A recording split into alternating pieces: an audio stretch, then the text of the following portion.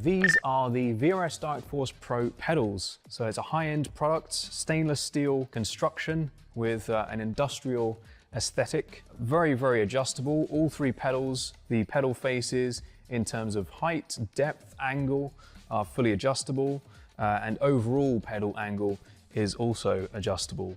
Now, if we look at the throttle pedal first, we have quite a unique design here. So we have a rodless spring, which doesn't quite look right to the eye, but functionally performs extremely well. Absolutely no friction whatsoever, so really nice smooth response. And we have a lot of adjustability here in terms of initial starting force, preload, and also overall force and pedal travel. So if we move on to the brake, we have similar levels of adjustability, a very high-end, heavy-duty construction. We have the blue spring on here at the moment, which tolerates a 65 kilogram maximum force. Also supplied is the optional red spring, which doubles that to 130 kilograms. These are linear springs, which is not normally how a real-life brake pedal feels. So we have this very clever mechanism on the back here, which basically turns that into a progressive, more realistic feeling, which gives you quite a decent bit of travel for low-level trail braking, and then more of a ramp up when you're really braking much harder. And we have this tie rod at the top, which is fully adjustable, along with preload, so you can really fine-tune that exact force shape to your preference. On the clutch, we have a similar level of adjustability in terms of pedal face and also the shape of the curve. So we try to emulate a clutch plate, which is stiff initially and then flattens out as the clutch gives way. So that's emulated here with a small amount of adjustability, including overall travel as well. So we're very happy with this product, and we hope you are too.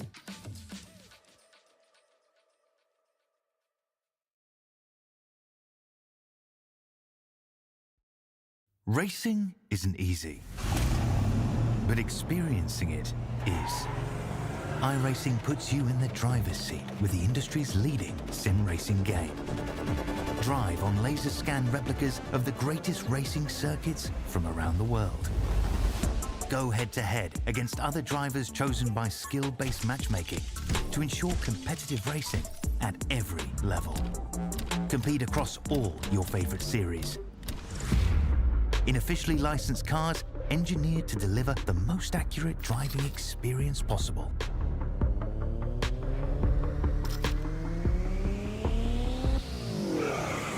Join a race or host your own with players from across the globe. Race against the computer or in a league with friends. Feel the thrill behind the wheel. Visit IRacing.com.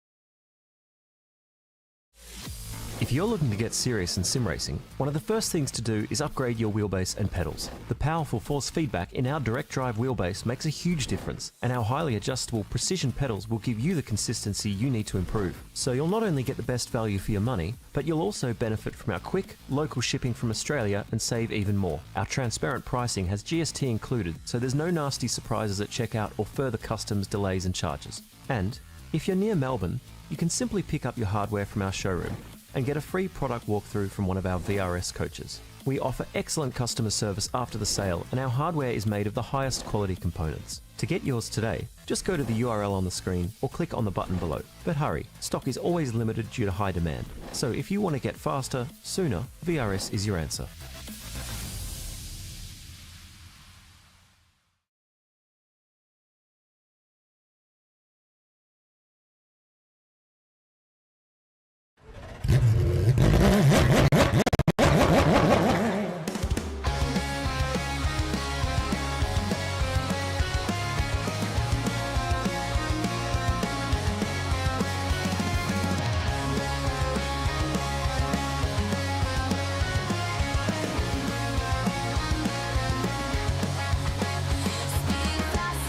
Control, feel the thunder in my soul. Through the danger, through the pain, only one thing would get to victory lane. Taking risks, full send, and in the end, beast it's taking over, cannot contain the desire to get the lane.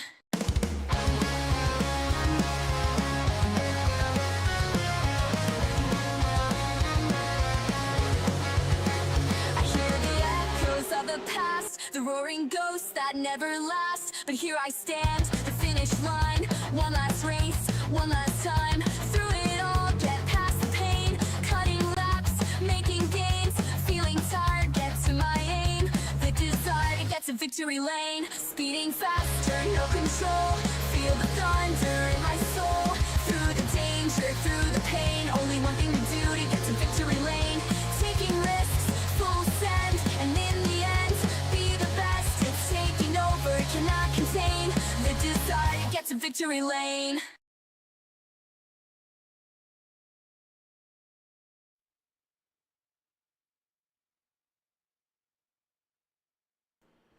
Good evening, good morning, good afternoon, ladies and gentlemen, and welcome back to Infinity Broadcasting, and welcome in to the VRS Virtual Racing School Porsche Cup Series for Season 2, Round 4 here this evening out at Winton Motor Raceway. I'm your commentator here tonight, Hamish Munro, joined by Brenton O'Brien once again. Brenton, you're currently cooking up your dinner, but I think these drivers are about to cook us up a storm here at Winton, because I'm a big fan of Winton. It's one of my favourite tracks in the iRacing service. You used to work at Winton, so I think we're going to be in for an absolute cracker here tonight. Well, it will be, Hamish. I'm looking forward to tonight. And yes, whilst my cottage pie is cooked, it's probably not as big a success as what we'll see from some particular drivers tonight. It's been extraordinary this season so far. And here at the lovely Winton Raceway, a couple of Ks outside of Benalla and Victoria, it's looking forward to this race very much. Yeah, well, of course, we come into this race with big championship implications for certain drivers, including the now championship leader, Colby Warren, as well. We'll have a look at those points very, very shortly. One thing, though, that everyone's going to have to kind of put up with tonight is we have changed it to solo qualifying for these drivers here at Winton, because we didn't want to have to force 30 plus cars onto this track at the same time. Could have gotten a little bit messy here at Winton. It's very tough to kind of get onto a good lap when all the traffic's out there, so we thought the better of it, we gave them a supplementary regulation this week to have solo qualifying so they could focus on getting their laps in, and that way everyone has a fair chance of attempting at pole here this evening. We'll have a quick look though at the track map here tonight, very graciously given to me by the guys over at SimSpeed. Massive thank you to them as always for these images and for the B-roll images as well. As we look down though, not too far away from the border of Victoria up at Albury Wodonga, we head into Winton Motor Raceway here tonight as well. It's a track that's gone through a couple of changes over the years, Brenton. Of course, probably most well known in local terms for more club level racing, but the supercars come here quite often as well. It's a very tough circuit, it's a tight circuit, it's difficult to make overtakes. It's one that you can easily defend, but I think it's a circuit as well that more drivers need to learn the rhythm of this place. If you can learn the rhythm of Winton, you will master and tame it like the beast it is. Where if you're off rhythm and you're off kilter, that's what makes it a bit difficult. And I think that's what leads to a lot of frustrations for drivers when they don't quite understand what it takes to really find your groove here. Yeah, agreed. Look, there's lots of places where people say that you can't pass at Winton. I'd actually disagree. I said I used to work here. There's plenty of opportunities to pass, but you just got to be patient in doing it. Set the drivers up, and sometimes it takes 2 or 3 laps to set the car up that you are going to pass in front of you. So, yeah, looking forward to this one very much, and look for the passing opportunities into turn 1 and also into turn 10 and 11. There's opportunities there. Just got to be smart doing it. Yeah, so I think as I've just reloaded it back up, classic mistake. I didn't pause the right thing. I meant to pause it on the track map, not on the selection that I had it on. Of course, though, we start on the main straight. This is the newest part of the circuit, is the current main straight here at Winton. It's the longest straight on the whole circuit. We head up towards turn 1, 2 at the S's. Now, previously, on the old version of this circuit, those were the 2 final corners of this track, then turned into the first 2 corners of the track now for this layout. And as you said, good passing opportunity at 1. This is the very first early danger zone for drivers. They have to be cautious of the exit at turn 2, have to be cautious of not getting overlocked with other drivers as they run through there as well. And then I think the curb of death off the exit of 2 could be one that catches out a couple of drivers here tonight. If you can maximise your run through there, though, get some good pace up through 2, you set yourself up well at 3.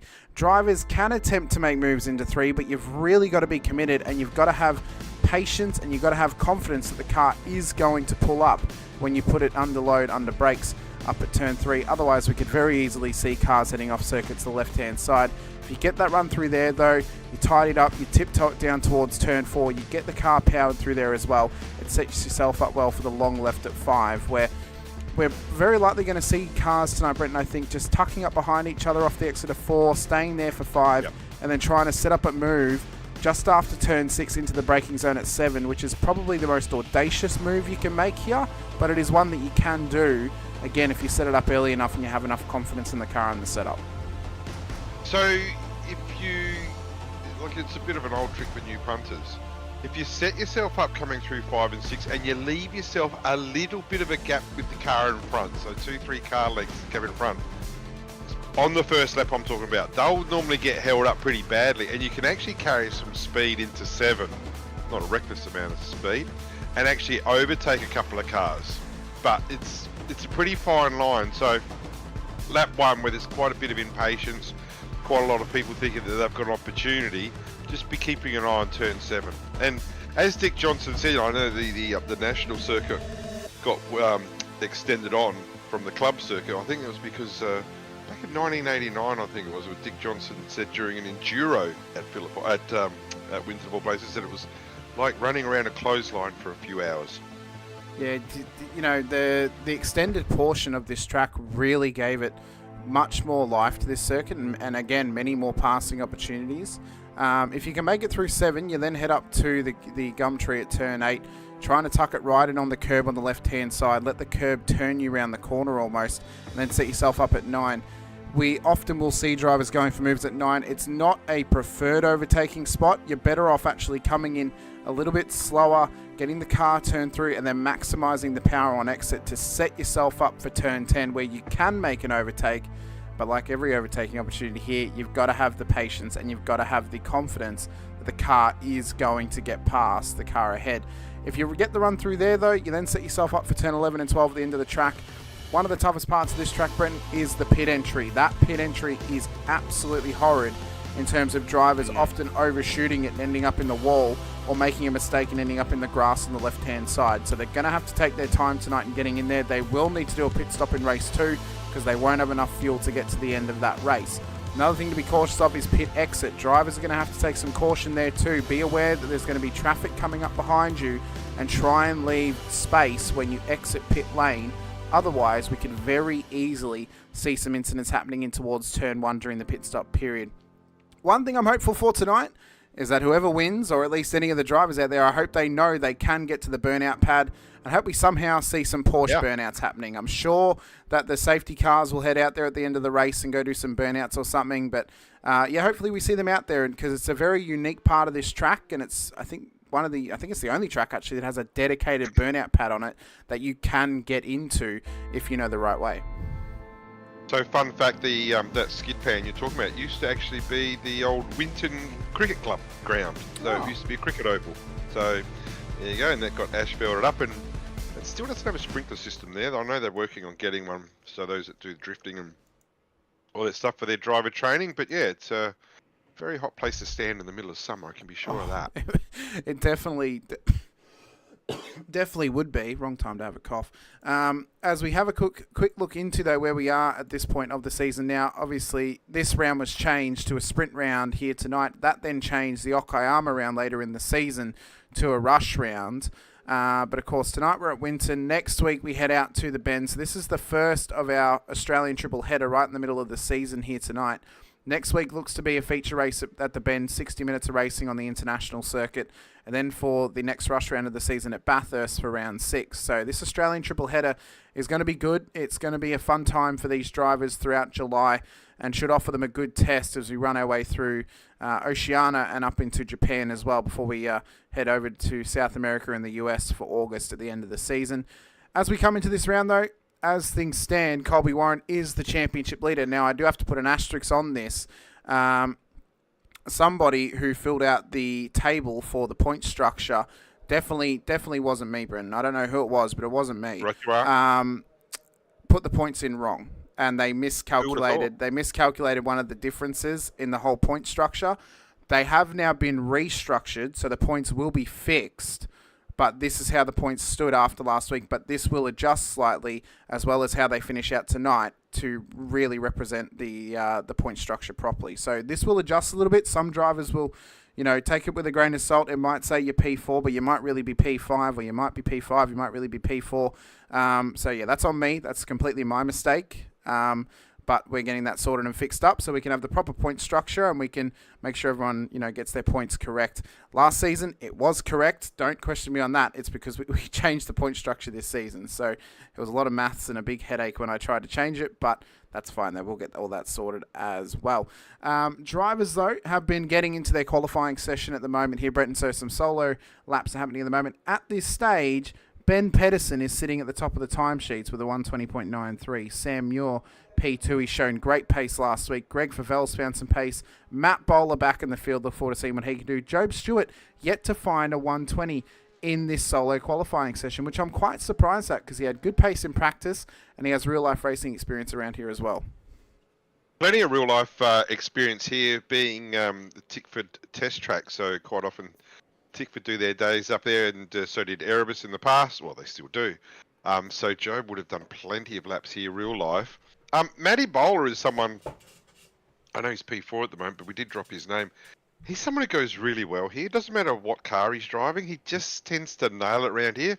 But in the meantime, we've just had Sam Muir go top of the charts, 120.828. That's a tenth and a half improvement. And you were just saying before, Hamish, who's where? Job Stewart's just now gone top with a 120.6. That's a 0.2 of a second advantage over the rest of the field. So Job is probably where he would think he should be. Dominated last week, obviously, and you would think that he might be the class above. But it's a track that does, bring in some closer racing. So who knows? He might have some serious competition. And the reverse grid race in race 2 is something to absolutely watch out for.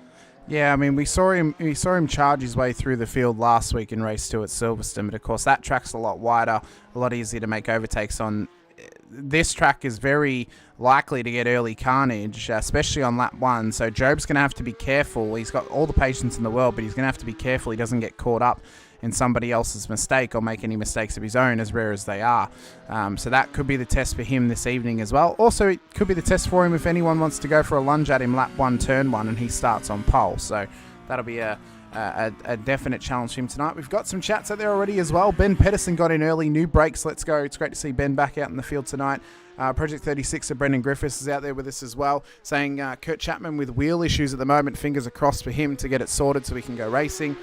Jackal's giving you a sun update too. Johnny Rose more likely out for race 1. He may be back for race 2 though. He had to rush out for emergency. So we hope that's all good for Johnny. We hope everything sorts out for him with that. Rhiannon saying it definitely couldn't have been me that did it. I don't know who it was. Someone got into the points and they screwed them around as well.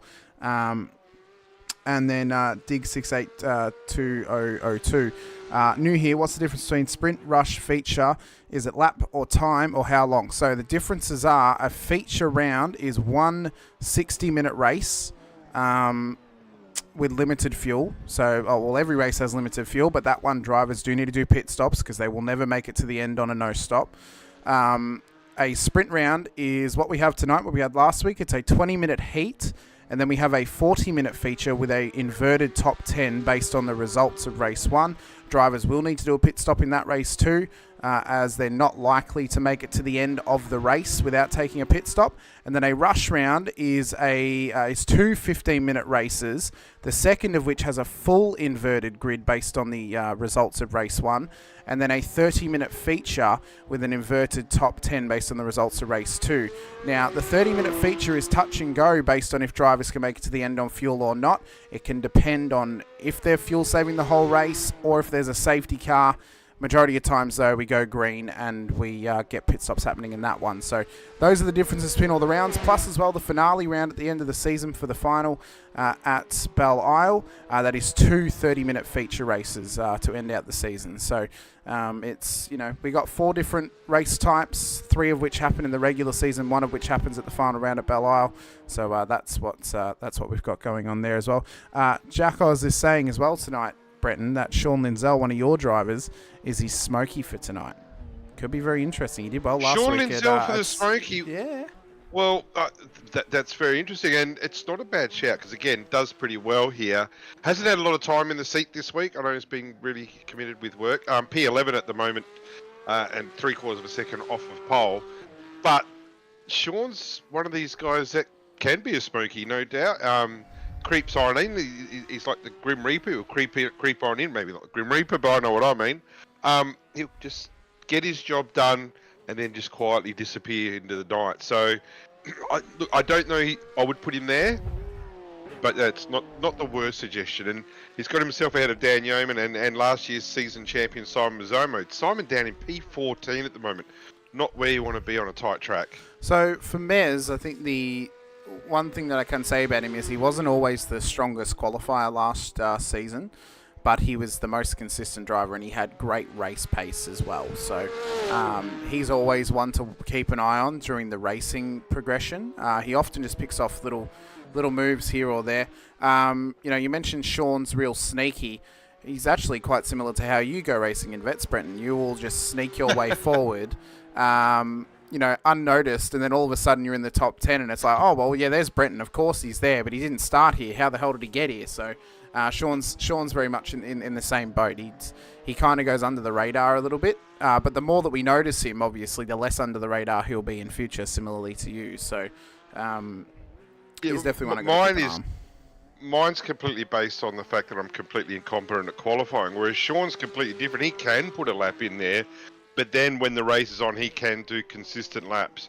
Sam Muir's the one that impresses me. He impressed me last week to a point. He certainly can show laps, whether he's tyre friendly or not. His times did drop away. But 0.2 of a second off of Joe, P2 at the moment, showed good pace last week. And Ben Pedersen, can't say I know a lot about the bloke, but I think you said before that he's got himself some new brake pedals, so it's fantastic to have him with us. And just for 0.4 off of top quality times he goes across the strike now. No improvement there. Bit off. Ben was one of the 4 strongest drivers of last season.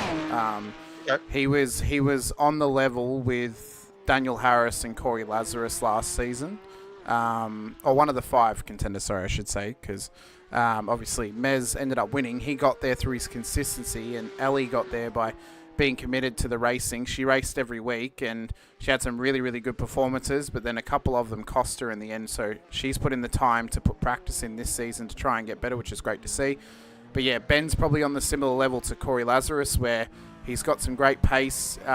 In the end, he cost himself by getting into some strife, similarly to Corey towards the end of the season. So it kind of just proves the theory of not only do you have to be fast and you have to win races, you have to be consistent as well. So for Ben, it's definitely, now at least, it's a season of rebuild because he's missed a couple of rounds. So this season quite possibly could be a write-off. Who knows? He could go out and win every single race, and then all of a sudden I'm eating my words. But more than likely, the focus will be on Season 3, getting this brake pedal up to spec and pushing on to trying to win himself a championship. Yeah, it takes a bit of time to get your pedals up to how you want them, and you can Google and YouTube as much as you want, but ultimately it's all by how you feel it. Lovely livery, PGA of Australia, and it's tightless skin, so obviously he's a bit of a golfer, or he's normally supposed to have this absolutely gorgeous black livery with this purple and orange dragon on it. But unfortunately, my Trading Paints has updated and it's overrided that paint because he doesn't have that one on Trading Paints. So the PGA one is nice, but when you get to see that black livery with the dragon on it, Brenton, it is gorgeous. It's absolutely amazing. So when the Porsches are all done up, and we had a GT Pro race last Friday night, and I tell you, it doesn't matter how good you can make a supercar look, it's never going to look as good as a Porsche or a GT3 with a good. It's not even a comparison. All the little aero bits that are on it, and then they look absolutely good. Some of them are a real pain in the ass to paint, though. Some of them are absolutely horrid. The way that the body folds in through the blueprint of the car, it can be horrid to try and paint, but they look absolutely spectacular. And when you can make it look really, really good, similarly for the prototypes, they look second to none. They look absolutely fantastic. Absolutely do. In the meantime, we digress. Qualifying's finished. Job Stewart, pole position. It really has. Yeah. Job Stewart, pole position with a 120.5 has picked up 3.5 tenths. So improvement on the last lap there. Sam Muir in second place for Ben Pedersen, Greg Favell, and Colby Warren, our series leader, in P5. So that's a pretty solid top 5 there, and we should expect a pretty good race. Yeah, it should be pretty good up the front. Matt Bowler as well. He'll be one to keep an eye on up there. Same with Angus Lawford. Damien Cairns, good to see him getting inside the top 10. Lockhart Brownlee and Lachlan Capel as well. Dan Yeaman, Alan Dawson. Both of them have been sneaky picks all season, so I look forward to seeing what they can do off the 6th row of the grid. Ellie Gardner, Sean Linzell start ahead of the defending champion Simon Mazzomo and Craig Schultz, the 9.5 Sim Sports entries, making up an all 9.5 8th row of the grid as Jared McLeod, Blake Fitzpatrick, Ocean Colangelo and Rodney Golan make up the top 20. Ryan Mueller on debut tonight starts alongside Steve Tonkin, Stacey Boyd and John Akers for our top 24. So look back to Kurt Chapman, Paul Wilson, Alex Schuler, Greg Brooks, Gary Watson and Aaron Smith. Marcus Cook has not set a time in qualifying. We'll see if he'll be out there for the race. And then Johnny Rowe as well. Hopefully he'll be back. And if he is back, that means everything should be all good. So hopefully everything's going on the straight and narrow for him. And whatever's happened has been sorted for him as well. So we hope to see him out there. And if we don't, we hope everything's okay as well. But Job Stewart going to be on pole position once again this season here, Brenton. He's currently got himself a couple of wins already this season. He took the double last week at Silverstone. Could very likely do it again here tonight at Winton, but it's Winton. It has an X factor about it. It definitely has some feeling of you can't quite lock someone in because you never know what's going to happen off the race start, and you never know what a safety car restart could do to the race as well. So I think pressure will still be on him. He'll just have to try and survive the first few laps and then survive whatever comes at him after that. Yeah, I don't want to disappoint a lot of people. I would regard Winton as probably Job's strongest track. But like you said, anything could happen. It absolutely could. So I'm not saying he's a lock away, but he will be hard to beat tonight. He will be hard to beat. But there are guys out there that have the potential. They just nail their right timing. Just one little thing's got to go wrong with Job, and it could be anyone's race. But we're only 15 seconds away from the start. We'll know more shortly. Yeah, we will indeed. So the lights will go up for these drivers here at Winton. Job Stewart will control the field off the start line. He just has to maximise this start. It's one of his strongest features as a driver here this season. And so lights come up. Let's see who gets the jump down towards turn 1 and see if we survive the early scramble of cars trying to jostle for position. Round 4 underway. Race 1 tonight. It's a horrid start from Greg Favell out of the top 4. He's already dropped a couple of spots here. Stewart leads through 1 and 2. Muir and Pedersen in behind him as well as the cars follow them up the hill and across the crest down towards turn 3. So Job's got a fantastic jump away. Like you said, though, Greg Favell bogged it down. I think he did the same a couple of weeks ago, if not last week as well. Already down to P11, so very, very expensive mistake there by Greg. But something that, if he makes that gain one spot, all of a sudden he'll be on pole for the next race. Couple of gains, couple of losses, but overall a clean start, except for with just some dramas at the back there. I am talking too soon. But ultimately what Job's done, he's got away.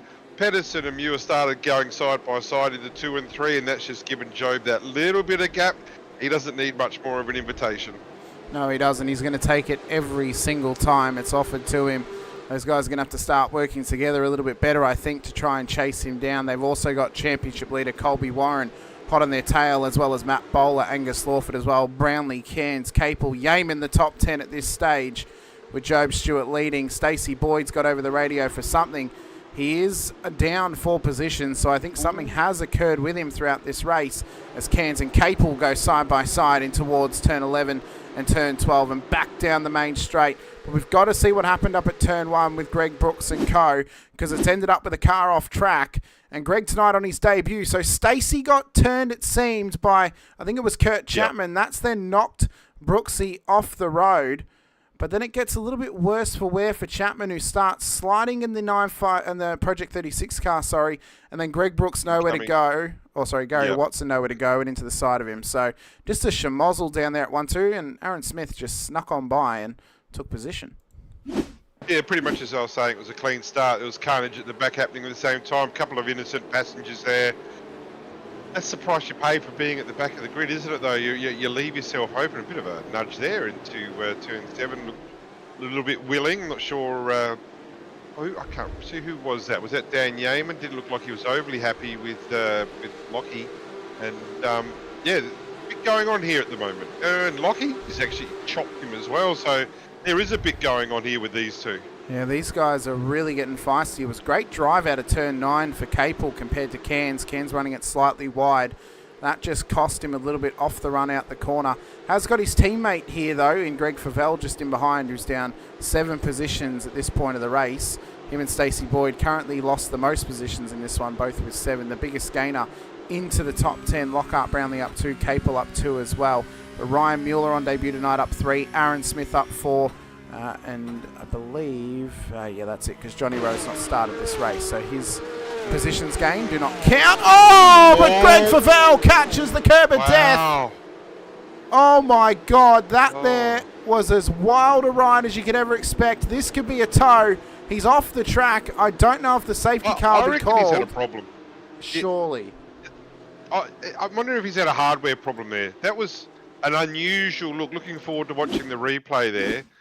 That did look weird because... So he's run it wide. He's caught the curb, which then just launches it. But he's run wide really early. Like, he's not even close to the line. So whether there's some dramas with his steering, whether he's had some damage, but that was a really, really unusual one. Probably the better angle might be from behind, but he's not going anywhere. Has called for a tow.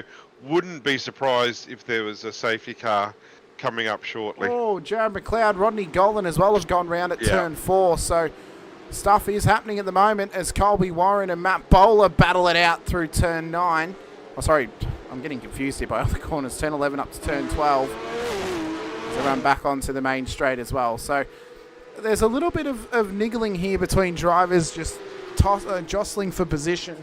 I'll see if we can find at least a better angle of the moment there with Greg, because that there was a wild moment for him. Let's see here. How does this go? Here we go. Doesn't look like there's been a safety car, but has he just caught the inside of the curb there? It's just unbalanced the steering. But look at, he's not bringing that back from there, and he's okay. So he's hit those curbs. When all your tyres are bouncing in the air, doesn't matter which way you point the steering wheel. If the tyres aren't touching the ground, it ain't going to go anywhere except for straight ahead. And I reckon that's what's happening. This is a bit willing as well. This is group with Matt Bowler, Lockhart Brownlee, and Angus Lawford. As Angus has gone round. I'm not sure if there was contact then that just sent him off, but he definitely ran it wide through the exit of 7 up towards turn 8. But that, was there contact then or not? We need to go back further. He's out in the boondocks from that image, but whether he was pushed out there initially, like, it's pretty willing in there. Oh, I think he might have been, because the way the car reacted and went across the road, I think there was a little bit of contact with Lockhart Brownlee. Yeah, I agree. I reckon Brownlee's just ever so lightly tagged the back of him. Certainly has unbalanced the car, pushed him out into the marbles, and he couldn't bring it back. I wouldn't think the marbles would be too bad at the moment, though. We're only on early days. We're only lap 4 plus, qualifying warm-up. I get that. But you can see there's already a bit of kitty litter on the outside of 4 as well, though. So, yeah, the track's getting to be a bit of a mess pretty quick. It is indeed. I do apologise. The timing has just dropped for a second here, so we'll just get that fixed up. Make sure that's all showing for everyone out there watching along with us. But, yeah, I mean, I think, for Stewart, this has really made the job a lot easier for him now tonight. We really need to go have a look at the battle between Warren, Bowler and Brownlee, because it's forever going off at the moment, and I can tell you it's going to end in tears for someone. So once you've done what you're doing there, if we could just jump on board. So we'll go back to, this is for position 4, 5, 6, and Lockie Capel's going to join in as well. And I'll tell you, the boys can smell blood in the water with Colby. He's just a little bit off pace. Matty Bowler's getting a little bit impatient, and I don't think there's a lot of love lost between Brownlee, Capel and Bowler either. So it's a little bit willing and certainly worth keeping an eye on. Whoever can get past Colby Warren first, and here we are talking about the series leader, is the one that's holding up the train at the moment. But whoever can get past Colby Warren first, that they will be up and away. And the good news here that's going to be a bit willing is going to let him through. Yeah, that was a little bit soft. I'd be disappointed with that defence, but he'd see if he has another attack here into 3. No, he doesn't. He tucks in. So Capel up another position and Lockie Brownlee down the 1. So I think, unfortunately, the STK servers are down. Because I've paid my subscription and it's not opening and staying open. And I can't reach their website. Well, it just means you've got to just watch us and we give you all the details live anyway, and we can look at, you know, so if you want to know, like Job Stewart's comfortably out front, 3.5 seconds over Sam Muir. Muir and Pedersen very, very close together, neck to neck. But then we've got this battle here, which has just been brewing and brewing.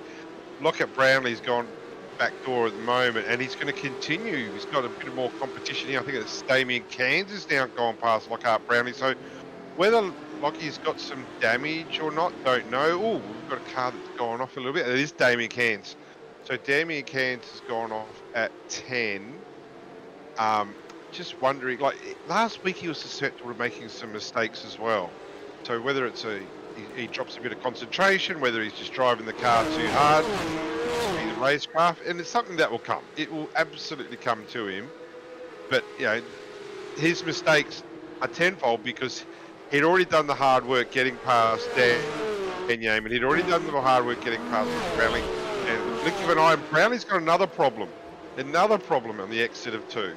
Yeah, I'm not sure what's happening with him. I do apologise for the slight little jump there. Their service came back up, so it allowed me to reopen it again, so that's fine. John Gallen in with the chat, giving the love to Ryan Mueller at this stage. Ryan up 7 positions at the moment, chasing down Blake Fitzpatrick. These guys have got plenty of experience racing around each other. We'll see how they go in and amongst this battle for the top 15 positions. Ryan has been a very, very good driver in a supercar. He's been one of the biggest improvers I've seen for the last year, Brenton, over in SRW. He's been rising up the ranks very, very quickly, and he's shown some great pace and great consistency as Greg Favell's come into pit lane. He's been sort of rising up the ranks at a similar pace and rate as young Billy Mole of WKMP Sim Sports as well. So I look forward to seeing what Ryan can do in this car and in this series, and how he can progress too, because he's got a lot of talent and a lot of opportunity here to do quite well. Just needs to put the head down and try and focus up on getting that car forward and trying to push forward inside the top 10. Yeah, Ryan's a name that I've heard plenty of good things about, and like you said, on the improve, and without a lot of experience. So, you know, you'll be able to take into account these might make 1 or 2 mistakes from time to time. Certainly hasn't tonight. Worked his way up through the field, and it's doing a solid job. This is exactly what this series is for. We were bringing out such potential new drivers that are neck and neck. There's not a big pace difference between the majority of this field. It's their racecraft and how they handle their cars building into the race. Yeah, that's more or less the differing factor for the majority, is how consistent are you and how is your racecraft in this car as well. Elliot Price asking, do we know what happened to Gardner? She's dropped a few positions. So she had an off track after the Greg Favell incident. I can't tell you much more than that, Elliot, unfortunately, due to the SDK servers dropping down. So yeah, that's about as much as I can give you at this stage. For biggest losers thus far, well, Greg Favell is back out on track, but he is now a lap down 26 positions. Stacey Boyd down 6, Golan down 6, McLeod down 4, Gardner down 6, and Lawford down 9 at this stage. Ryan Mueller and Alex Schuler are the two biggest gainers of the race thus far. They're both up 7 positions. Mueller into P14 and Schuler into P20. Who was that? There. Was that Kurt Chapman? It was Kurt Chapman that's just gone round down at turn 12. So he's got that car going again. I was about to mention Ocean Colangelo, who had a great race last week at Silverstone and the week prior, Brenton, at the Red Bull Ring. But we mentioned last week the one thing she needed to focus on was perfecting her race starts. It appears tonight she did, but unfortunately she wasn't able to get the qualifying time in that she perhaps would have wanted. Yeah, well, Ocean's been so committed with so many different series, different categories, so absolutely you could excuse Ocean for not being in her normal position. I think she's been a superstar this series so far. She has. Considering she's been thrown in the deep end. Probably a track she's not overly familiar with as well, and probably not a track that suits her style. Like very, very good at the faster tracks where it's nice and flowing. This one here, you've got to work a little bit different. Stop-start a lot of the time. Trail braking is fairly significant advantage as well. But it's part of her learning process, and she will improve. Like even by the second race, the feature race, she will be getting better. Like, I look at some of her racing lines there, very, very tight on exit. Certainly not using all of the track, but she's learning, and that's what it's all about this season. She'll get better and better as the year goes on. Yeah, for sure she will, and as the series progresses into season 3 as well, I mean, next season, depending on the sign-ups and how many we get, I mean, we hit capacity this season. In fact, we hit capacity twice, Brenton. We hit 50. We then lost a couple of drivers. Now we've hit 50 again. So it's absolutely spectacular. Next season, if we get enough, we'll be moving to splits. If we don't, if we stay with 50, then we'll be going to classes for next season. So, an opportunity for drivers to race around and compete with drivers of a similar pace to them, and it means they've always got something to fight for as well, no matter how it ends up, whether it's with 2 splits or with 3 classes in the 1 split here on the Monday night. League racing is going really well in the country at the moment. A lot of strong leagues, including this one, and then you've got the Thursday night vets where all the old blokes, including me, over 40s, I think they do 4 splits of 40 cars or something, so significant numbers there that are racing as well. And for all those out there in TV land listening and watching us tonight, highly recommend and asking. Motorsport Australia today released a survey wholly and solely based around sim racing or esports in the country. It'd be fantastic if you could get involved. Car from the background at 10 there as well. It'd be great if you can get involved. Fill out the survey. Trust me, it does not take long. Just really trying to promote and plug iRacing as much as we can. I think there's some setbacks within Australian sim racing. I think it's too distorted. I think Sim Racing Australia needs to have a central focal platform, and I'm genuinely hoping it's iRacing. So if anyone's out there watching, take the time to go to the Motorsport Australia Facebook page, where you'll see that there is a survey. Like I said, the survey takes 2 minutes. Highly recommend you do it. At this stage of the race, we are nearly 15 minutes into proceedings, so around about 5 minutes to go here, Brenton. Sam Muir and Ben Pedersen have not run away from each other just yet. They have stayed glued together this whole race. Job Stewart across the 15 minutes has gained 5.8 seconds gap over Sam Muir at the front of the field. These two have got another 4.9 seconds back to Colby Warren. Lockhart Brownlee has had to come into pit lane. I'm only going to assume here possible drive-through penalty for the contact with Angus Lawford that sent him off the road a few laps ago. Yeah, so no, I haven't seen any penalty come through for him. He's received incident point. It could possibly be. He has got a time penalty for earlier in the race with contact with Stacey Boyd. So that was, of course, the early incident we saw at lap 1, turn 2. So he has got a time penalty alongside that of 15 seconds. So he is going to lose 15 seconds at the end of this race. Every other incident that's been called in has been called an NFA. So that there, I would say, you're right, is most likely incident points that's given him a drive-through. Yeah, it's been an absolute dog's breakfast of a race for Lockie, and unfortunately for him, it's not going to do him any favours in race 2 as well, because now well outside the top 10, reverse grid doesn't mean a hell of a lot when you're P19 and falling backwards. And you said, we're down to the last few minutes of this race now. Jeez, it seems to have gone quick, doesn't it? Not a lot of time, if no time, to make any ground from where he is now, down in P19. Well, on board with Alan Dawson at this stage.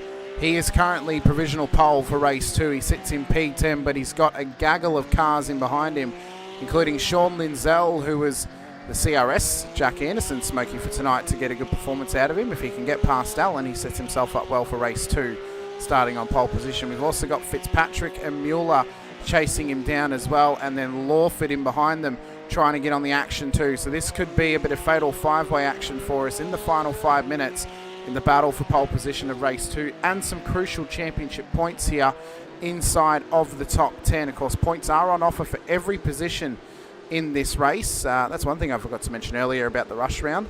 15-minute races only garner points for half the field, where the 20 minutes, everyone gets points. So there are points on offer. It's only 1 point, but it's more than losing one. So we'll see if Linzell tries to make the move, if he can make the move at all. Although Lachlan Capel and Colby Warren are dropping spots. Warren's been off the road up at turn 9. And Capel's been off the road as well. So what has happened between Warren and Capel, who are battling for position up and inside the top 5? This is not what the championship leader would want. No, absolutely not, especially this late in the race. Oh, he's gone wide by himself there, tried to bring it back. Okay, so he's back on the surface. Lockie's thinking, I'm running out of opportunities to make a move here, so if he leaves that door even a little bit open, I'm going to make that move. Very, very hard to hang it around outside. You can see it hasn't broken. Overlap has been maintained the entire time. Yeah, he has. He has maintained overlap. So RC may need to look further back on that. Not just at the moment of contact, but possibly a couple of corners back, just to watch how the move progressed and how they were situated. So for Warren, he's now down 1 position. He is still inside the top 10, luckily for him. I think Capel has redressed the position, though, so maybe Capel felt fault for it. I'm not sure, but very sportsmanlike of Lachlan there to give him back the position and let him race on. Well, it's a smart play, isn't it? Because ultimately, at the end of the day, if they stay where they are now, Lockie will be starting P4 for the feature race, whereas if he got a penalty, I'm not sure there would be one coming there, but if he did get a penalty, he could be well outside the top 10, and it makes it a very, very long evening for him. Yeah, you're P11 at the moment for Sean Linzell. He was a smoky at the start of the day. He's 1 position away from being on pole position for the feature race. He must be just reaching out, thinking it's almost there, could almost taste it, but there's only, a lap and a half, 2 laps to go. I could hear the smile coming in your face then, Brent. Never possible. Another ERT car on pole position for race 2.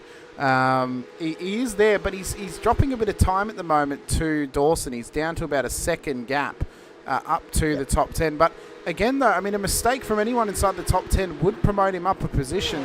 That may be what he's hoping for at the moment.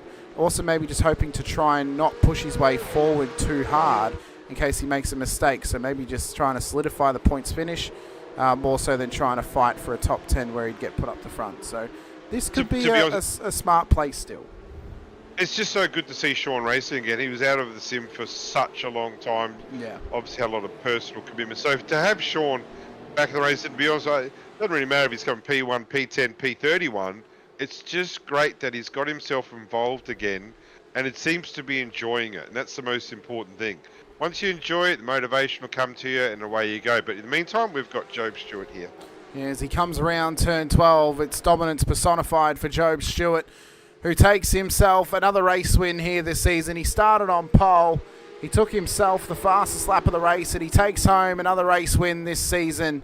The first race win of the night here at Winton. Sam Muir comes home P2 ahead of Ben Pedersen for your podium. Matt Bowler will then make it a top 5 finish for him with Daniel Yeaman on his heels. Colby Warren, Lachlan Capel, Damien Cairns, Simon Mazzomo up 6 spots. Remember I mentioned that racecraft and race pace of Mazzomo really paying off for him here tonight. And then Dawson makes up the top 10 for Riot Sim Sports. That will put him pole position for race 2 in a great effort. Linzell, Fitzpatrick, Mueller, some big gainers in that one. Lawford unlucky, Schultze up 1, that's the 15. Tonkin, Colangelo, Gardner, Brownlee, McLeod the top 20, Schuler, Wilson, Akers, Chapman, Brooks, Golan, Watson, Boyd, Smith, and Greg Favell at the back end of the field. But it's Job Stewart who takes the race win for Evolution Racing Team. And he'll now look ahead to race 2 in around about 5 minutes' time to see if he can cut his way through the top 10, keep it clean, and get himself a second win on the road for another double victory this season. Now, I reckon I heard as Job was coming across the finish line there, and Job's going to practice his drifting in a Porsche. Good luck with that. I reckon I've heard that the 018 Lockie Capel car got a 5-second penalty. Now, if that's the case, he stays in the top 10. Yeah, it won't affect the grid because it's a post round penalty. We can't apply it during the actual session, so he'll still get his P4 on the grid. But yeah, that would be added to the post race, so it might change his points position. And I think they P9. Yeah, they took the redress into consideration as well when handing out that penalty. So if he didn't redress, they may have given him a 10-second penalty. But yeah, a 5-second one, not too bad. I think that would pretty much just drop him to the back end of the top 10, if I'm not mistaken. So could have been worse. He did the gentlemanly thing and he gave the position back, and Race Control took note of that too, which is good. So, and it means as well that, I mean, the beauty of the time penalties are, Brenton, if he feels that he wishes to challenge it, it can easily be reversed, because you can't really reverse a drive-through, where the time penalties can be reversed because we added after the race. So, if he feels he wants to challenge it, he can go do that to Race Control post-race. Yeah, it wouldn't have been worthy of a drive-through anyway, surely No. I think it would have only ever been a time penalty, but we implemented it for that reason. So then, if it was a bit hit or miss and we gave them a drive-through, at least, again, the time penalty could be reversed if it was a mistake made by Race Control, where in this case, it's a time penalty, so it's only 5 seconds, only a few spots, only a couple of points, so that's not too bad for him. In the end, the safety cars are back out there, though, to have their little warm-up safety car race at the moment, as Sean Linzel's also cutting some laps too. We're just going to take this time to quickly thank our series sponsors, VRS Virtual Racing School, for helping us get on the road this season here. You can check them out at www.vrs.com, linked directly down, vrs.racing in the description below. We will take this 5 minutes, though, just to quickly go get a refreshment and also hear a word from them. We'll be back very shortly, though, with more VRS Porsche Cup Series action as Race 2 gets underway in roughly 3 minutes' time.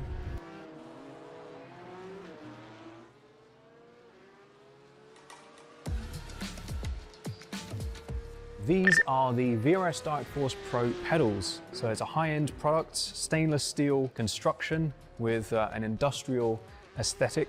Very, very adjustable. All 3 pedals, the pedal faces in terms of height, depth, angle are fully adjustable, and overall pedal angle is also adjustable. Now, if we look at the throttle pedal first, we have quite a unique design here. So we have a rodless spring, which doesn't quite look right to the eye, but functionally performs extremely well. Absolutely no friction whatsoever, so really nice smooth response. And we have a lot of adjustability here in terms of initial starting force, preload, and also overall force and pedal travel. So if we move on to the brake, we have similar levels of adjustability, a very high-end, heavy-duty construction. We have the blue spring on here at the moment, which tolerates a 65 kilogram maximum force. Also supplied is the optional red spring, which doubles that to 130 kilograms. These are linear springs, which is not normally how a real-life brake pedal feels. So we have this very clever mechanism on the back here, which basically turns that into a progressive, more realistic feeling, which gives you quite a decent bit of travel for low-level trail braking, and then more of a ramp up when you're really braking much harder.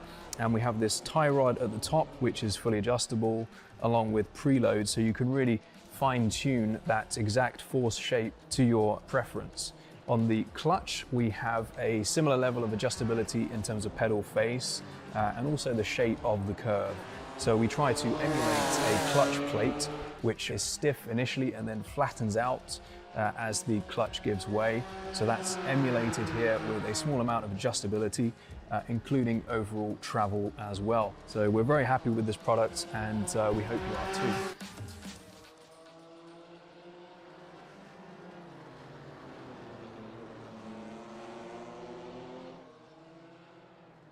We are back, ladies and gentlemen. A massive thank you to our title sponsor of the Porsche Cup Series, VRS Virtual Racing School. Massive appreciations to them for supporting the series once again. Also want to give a shout out to our other series sponsors as well, of course, here at Infinity Broadcasting. I wanted to ask and thank you if you have been subscribed for a while, but if you haven't and you've been watching for a while or you're new, hit the like button, to subscribe, the bell icon as well, so you're notified whenever we go racing here on Infinity Broadcasting. Next up on the docket here in the series, Friday night, 8 p.m. Australian Eastern Standard Time, the IRWC Rod Knot Cup heads out to Texas Motor Speedway for round 3 of that series. And then Saturday night, 8:30 p.m. Australian Eastern Standard Time, we get the Racecraft Simulations V8 Veterans Season 24 action of Split 2 from round 3 of that series at Long Beach as well. But yeah, we would really, really appreciate it if you support the series and support us as a broadcasting channel by subscribing. If you're watching over on Twitch, hit that follow button as well. It'd be much, much appreciated. And then as well to SPP Graphics and Blackheart Designs, we really appreciate their support too. As race 2 is about to get underway here, and we're just waiting on Mr. O'Brien coming back from the break. Oh, very good. Yeah, no. Very good. Very wonderful. I wasn't quite sure, so I just thought, well, we'll fill for time if we needed to, but that's all. You were on an absolute tear, so I'm not gonna get in your way for sure. Starting grid though for race 2 will be as follows. Alan Dawson will start on pole position alongside Simon Mazzomo, with Damien Cairns and Lachlan Capel lining up in behind. Colby Warren, Dan Yeaman then start ahead of Matt Bowler and Ben Pedersen, with Sam Muir and Job Stewart making up our reverse top 10. The rest of the field will start how they finished in race 1, with Sean Lindsell, Blake Fitzpatrick alongside each other on the 6th row of the grid. Ryan Mueller, Angus Lawford, Craig Schultz, Steve Tonkin for the top 16. Ocean Colangelo, Ellie Gardner make up our all-female 9th row of the grid, with Lockhart Brownlee and Jared McLeod for the top 20.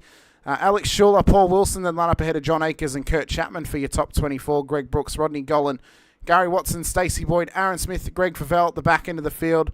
I'm not sure if Johnny Rose Backham will make the race 2 start or if Marcus Cook will make it either. But if they do, then they will be right at the back of the field as well. Massive thank you, though, has to go out to our RC as well, working their butts off here tonight at Winton, helping us get along and get all the drivers sorted out there if they've had any incidents happening. I think, though, start of race 2 here, Brenton, we talked about it in the pre-race build-up. This is probably going to be the most chaotic part of the night now. Reverse top 10, drivers pushing for position early. Drivers who made good gains in race 1 want to continue pushing forward in race 2.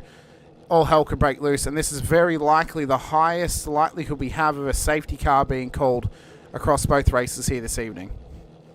So last week we saw Joe starting from P10 after winning race 1. A lot easier to pass there than it will be here, but already by the end of first lap last week, he had already gone up 3 spots.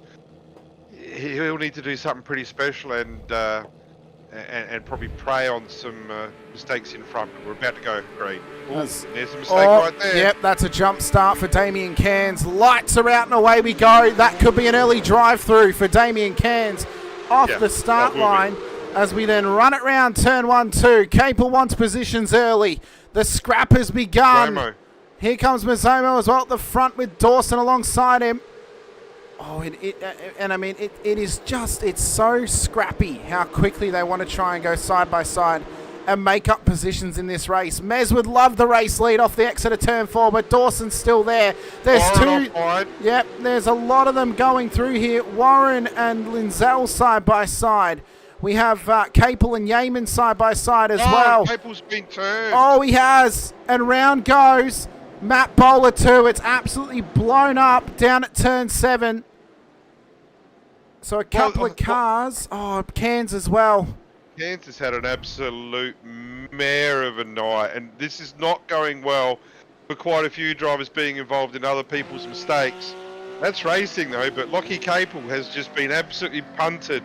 So he's gone down to P19. Matty Bowler, who started P6, I think, on the grid, down to P26. So there's going to be some bit of work here to do for the stewards. And here we are saying that Job Stewart's going to have his work cut out. Well, straight away, even before the race started, Cairns has just gone, well, here's your first birthday present. I'm just going to do a pretty lazy jump start. He will get a penalty for that, you would think. He was stationary at the time the lights went out, well outside of his starting box though. So straight away, Job's already gained 5 positions. What we're thinking now, though, and Alan Dawson's kept the lead there. Mazoma was really giving it to him for a while, but Dawson's done a great job maintaining spot. And Job's doing this. Look at the racecraft that Job is showing right here, right now. He is setting this up beautifully. Let these 2 guys in front run 2 by 2. They can go Noah's Ark all night. And when the time's right, and I hope I don't give him the commentator's curse, he'll do a little ducking up here shortly and take one of them. He can't right now because Sam Muir looked to do the exact same thing on him. Exactly. They've also got Warren in behind them. So this is where the challenge now begins, Brenton, of when do you go for it? And when do you get the chance to go for it as well? Because if they're 2 by 2 wide, you've really got to go for a massive, sort of punt on making the send work. And if it does work, then fantastic. If it doesn't, then you might be licking your wounds as he goes up the inside at 10. Great move there from Stewart. He did well. I think Yeaman gave him plenty of room too. That was good to see. Yeah, agree with that. And his Yeaman's going to come back at him here, and he has. That's too deep. Oh, and he's doored him. He caught the curb. Yeah, Yeaman has shown a complete lack of racecraft there, and a bit of desperation. Maybe he didn't appreciate getting overtaken at turn 10, but right there, it's a bit of comedy right there for Dan Yeoman. If that gets called in, I would think there's a penalty coming his way. Quite possibly. Mueller now on the outside of Warren, who's got big damage on that championship leading car, not looking likely to be leading the championship out of round 4 this season now that he's further back inside the top 10. But for Alan Dawson, could be good points gained here tonight if he can stay up the front. He's got Mazzomo on his heels. Then there's Pedersen, Muir, and then Job Stewart as well. And the hope now for Stewart is that he's not carrying any damage off the contact with Daniel Yeaman down there at turn 11. So if he has got damage, he's going to be feeling it, and Muir will hope to prey on it if he can. But we've got to have a quick look back at this race start. And we've got to look at Damien Cairns when he actually jumped the start. Yeah. That you can see there he's already jumped it at that point. And then we get green flag running. So he'd already jumped it at that point, then had to come through pit lane. And then the next big issue was Lockhart Brownlee ending up off track, which looks to have happened up at turn 1, 2. Oh no, he just went off track there just to try and make early spots. So definitely just trying to track extend that one. And then Colby, Warren, Damien Cairns. It's not been a memorable night for Cairns tonight as Warren was doored off the road. So yeah, definitely one to forget. And also Bowler has had his off, and Matty Bowler's actually received a 5-second time penalty, so we didn't actually see what happened there. It'd be interesting to see if we can see him spinning now, but didn't see the lead up or during the rejoin. Probably not great, to be honest with you. Let's have a look. Has it Bowler run into the back of the Capel car? I don't know. No, I don't think he did, because I think Capel had already gone off at that point. We need same place, same time. Let's see. We'll go off the back of Capel's car. So he had the 8.5 of. Was that Yeaman? Yeah, it was Yeaman. There was contact with Dan Yeaman, so that's what's caused him to go off track. So if Yeaman wasn't going to get a penalty for the contact with Job Stewart, I would have thought, and I'm not sure that just got called in as no action. I'm not sure if that's the right one I heard, but I would think that the car 85, he's going to have some issues come out, in my opinion, because that move just didn't seem to be on. But in the meantime, Alan Dawson doing a fantastic job out in the lead. Has held his spot. I think it was Shannon last week did the same thing, starting from P10.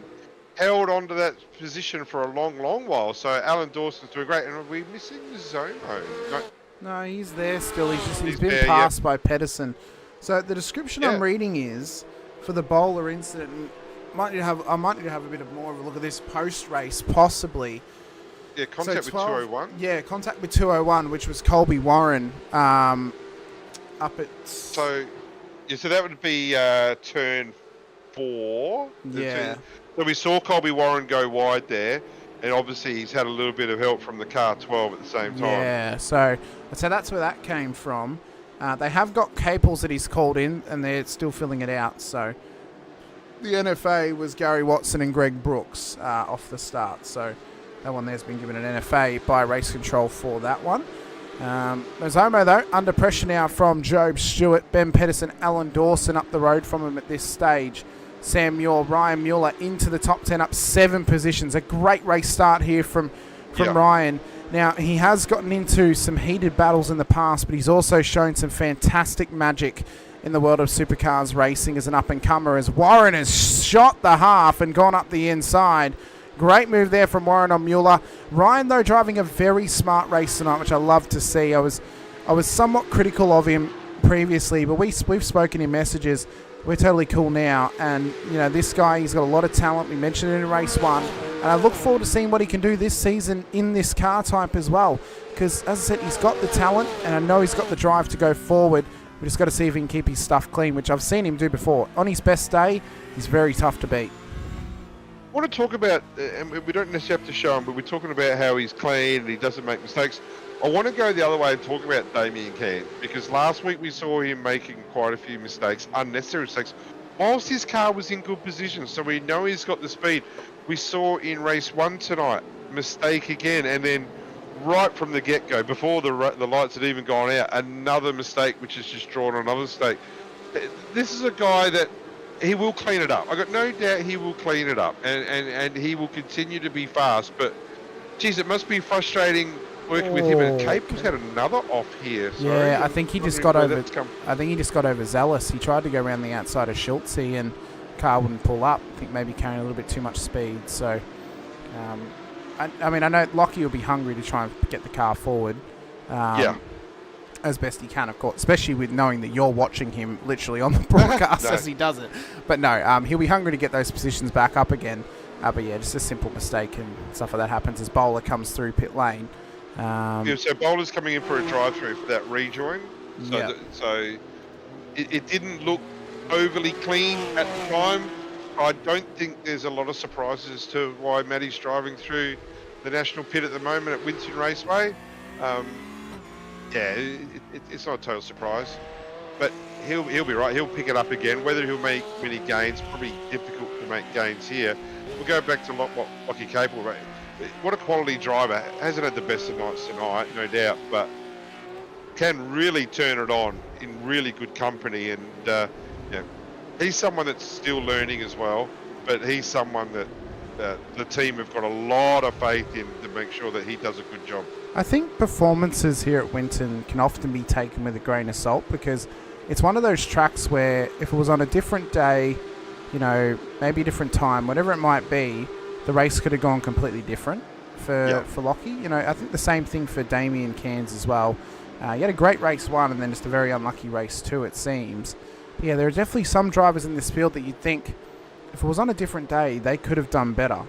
Maybe just today's not their day. And it's one of those tracks where sometimes you just, again, you're not feeling that rhythm. You're not in tune with the circuit. And there's other days you'll be absolutely flying around here and really, you know, pushing off check marks on the timesheets. So yeah, it's tough. It's a little bit similar to Bathurst in a way, and others as well, like Okayama. If it goes on a different day, it could go a completely different way for you. As Kurt Chapman has spun round down at turn 11, turn 12.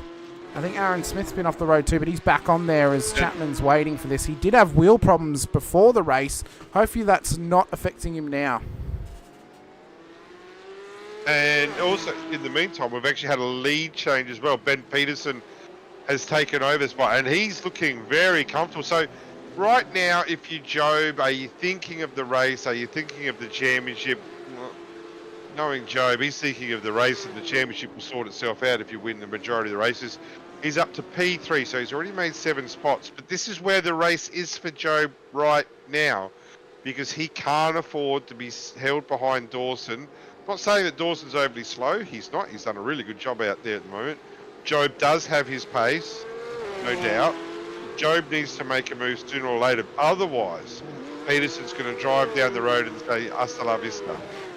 Well, Job is on the back of Alan Dawson here.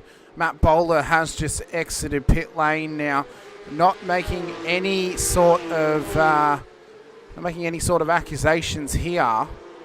But knowing the blue flag rule, hopefully he doesn't hold up Alan to allow Job onto the back of him, Brenton. That's all I'm going to say. Hopefully it's let them race is all I'm going to say. Well, so the Yeaman car, the 85, has got a drive-through. Yep. There's no benefit at all in holding up any of the cars, because if he holds up Dawson, he's going to be holding up Job. That's true. Very true. So straight away, Matty's done the right thing. Yep. Obeyed blue flags, and the only reason I mention that is I always think back to the Daytona 24 Hour of this year, where I think it was Team WRT and the BMWs and the GT3s held up the race leader to let their teammate get up to them. So that's the only reason I mention it. I always think back to it now, no matter who it is. Unfortunately, Matty was just the one that was in that position. But hopefully he can get back into this race. He's taken his pit stop.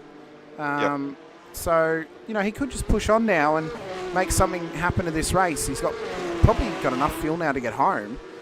I think the biggest problem is, he probably needs a safety car to really get back into the swing of things, just to close the gap up. But as Yeaman comes into pit lane 2 for that drive-through, Gardner's in pit lane as well. So she's often one to take an early stop. Capel's in, Favel's in too, so we're well into the pit stop period for some drivers taking the earliest possible stop. We've got to make sure that Yeaman is doing his drive-through and isn't just going to be doing a service stop here. It looks like he's going all the way through. Yes, he is. And then I would imagine shortly thereafter, he's got a bit of company in front of him. Actually, he's got a lot of company in front of him. You would think probably next lap he'll actually pit for service as well. Yeah, you've given up some time. You might as well take the stop now. You've already given up time. And you push absolutely. On. So Job has made his move on P2. So at the moment, we'll have a look at it. He's 2.3 seconds off the lead of Ben Peterson. We're on lap number 9. Last lap for Job, 121.396 compared to Pedersen's 121.1. That included, though, by Job, the overtake on Dawson. We didn't see it. It could have been a case of Dawson's just let him through, so it might not have hindered his time too much. But this is going to be interesting now. If Job can peg him back, and if he can, how quick will it be? But like the late great Murray Walker used to say, catching is one thing and passing is another. Yep, it is indeed. So, Job can catch Ben, and Ben will hope he can get past the lap traffic of Greg Brooks pretty quickly, as Yeaman's Rodney Gollan, has let Yeaman through. He knows he's a faster car. Very likely doesn't want to hold him up, wants to make up some spots. Yeaman's actually going to keep going, doesn't want to pit just yet. Steve Tonkin under pressure here from Jared McLeod and Craig Schultz as well on his heels, as well as Osi and Colangelo, who's now up 3 positions in this race. Stacey Boyd been the big gainer thus far, up 11, as well as Lockhart Brownlee up 12. So after the bad luck of race 1 for Lockhart, he's had a much better race 2 here, Brenton, and looking to race forward up towards the top 5 at this stage. So this could be a solid night on the road for him. Yeah, a lot better performance this race. The first one was scrappy, to say the least. The same could probably be said for Mazzamo here. I think this has been fairly scrappy for him as well. We've got to remember that Simon started on the front row. And so he's now down to P5 from cars genuinely just passing him. Here at Winton, the defending champions, he's almost a train conductor at the moment, because he's now got another car. He's got Colby Warren behind him as well. And I know Simon's here. He's collecting points. He's running consistent. He's not getting himself into any trouble. But when you're on the front row, there's some greater things probably expected. And at the moment, he's got himself under a bit of pressure here. Well, he is champion consistency. So he'll be hoping he can keep this up and hold off Colby Warren as best he can. Alex Schuler, who I've just read, actually, I checked the general chat for something. He is 5 days post-neck surgery and he's racing tonight, Brenton. What an effort from Alex Schuler as he now takes his pit stop. So, hopefully this race has not been a pain in the neck for him and he's been able to race nice and consistently. Linzelle's under pressure from Fitzpatrick too. Then we've got, as I said, Tonkin, McLeod, Schultz, Colangelo, Boyd on the back of Akers as well, and then Yeaman on the back of Gollan. I think obviously now the field's been spread out a little bit because of the shake-up with the pit stops and some of the penalties coming forward too. This is now the point of the race where consistency is key, because you want to try and keep your car clean, keep it on the road, push onto the pit stop, and then try and sprint the car home. So for some of these drivers, they may be thinking, I can make overtakes, get some free spots, but they could also be thinking, let's just get this car to the pit stop, get the fuel into it, and push onto the checkered flag. So it's, we often call it the lull period. That's because it's often the period of time which drivers are most cautious for making incidents or making mistakes. Yeah, but it's also a time where, whilst everyone's falling asleep, if you do push hard, you can make some gains by the time cars are coming in and out of the pit. You look like a strategy genius, whereas all the time you've actually just been making time on the track as well. Not so long ago, probably about 2 laps ago, we were saying that Job was 2.3 seconds off the lead. That's down to, as you can see, just pretty much right on a second at the moment. Last lap, Job was half a second faster, and the lap previous that, 0.8 of a lap faster, so he's certainly got the speed to catch up to Peterson.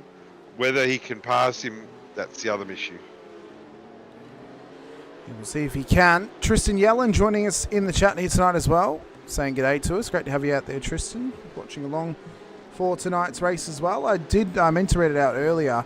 Doddsy got into the chat. The power went out right before the race of race 1, so the 981 car was out. Unfortunate there for Doddsy, so hopefully he's enjoying the watch thus far as well here for race 2. Job, though, is on some wicked pace at the moment. Not that surprising, but it often still catches you out by surprise if you're not used to watching Job race. 1:20.51 was his last lap. That's the fastest lap of the race thus far. Ben Pedersen is approaching lap traffic of Aaron Smith, who is pretty much known to make it easy for drivers to get past him. You don't want to make it cautiously easy, though, because otherwise that can then become dangerous. So hopefully Aaron, he's going to make the smart move, pulls it over at the X turn 2. That's exactly the right thing he could have done. But it's held up Pedersen, and here comes Stewart taking advantage at 3. Down the inside he goes into P1. So for Ben Pedersen now, there's a bit of a question to be answered here, Brenton. Do you stay out, try and put pressure on Job, or do you come into pit lane, take your stop, and then push on and hope that he catches some lap traffic? Yeah, look, to be honest with you, I think the day's done for Pedersen there.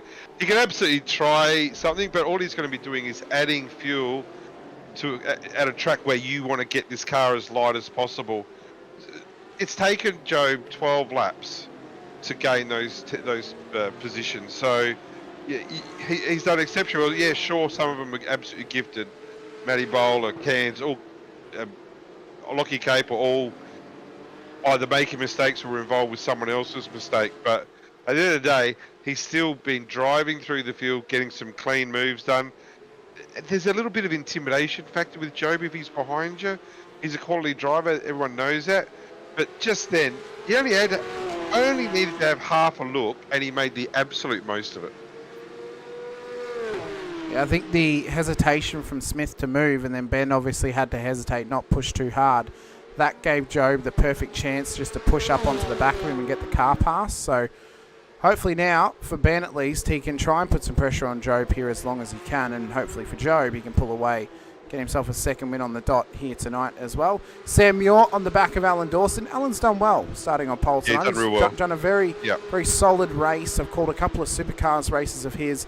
He's been a bit 50-50 on his luck, but tonight now in race 1 and race 2, he's definitely got the good side of Lady Luck here tonight. He has got Muir and Bowler in behind him. Bowler a lap down at this stage. John Akers is in pit lane as well.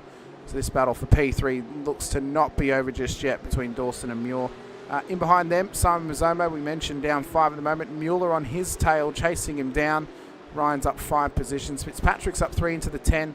Tonkin into the top 10 as well. McLeod, Colangelo, Yeaman, Golan, Law for the top 15. Linzell took a pit stop a little bit earlier, but he could be on the road to a top 10 finish here tonight if he can keep it clean here, Brenton, and make up some sneaky spots across this race.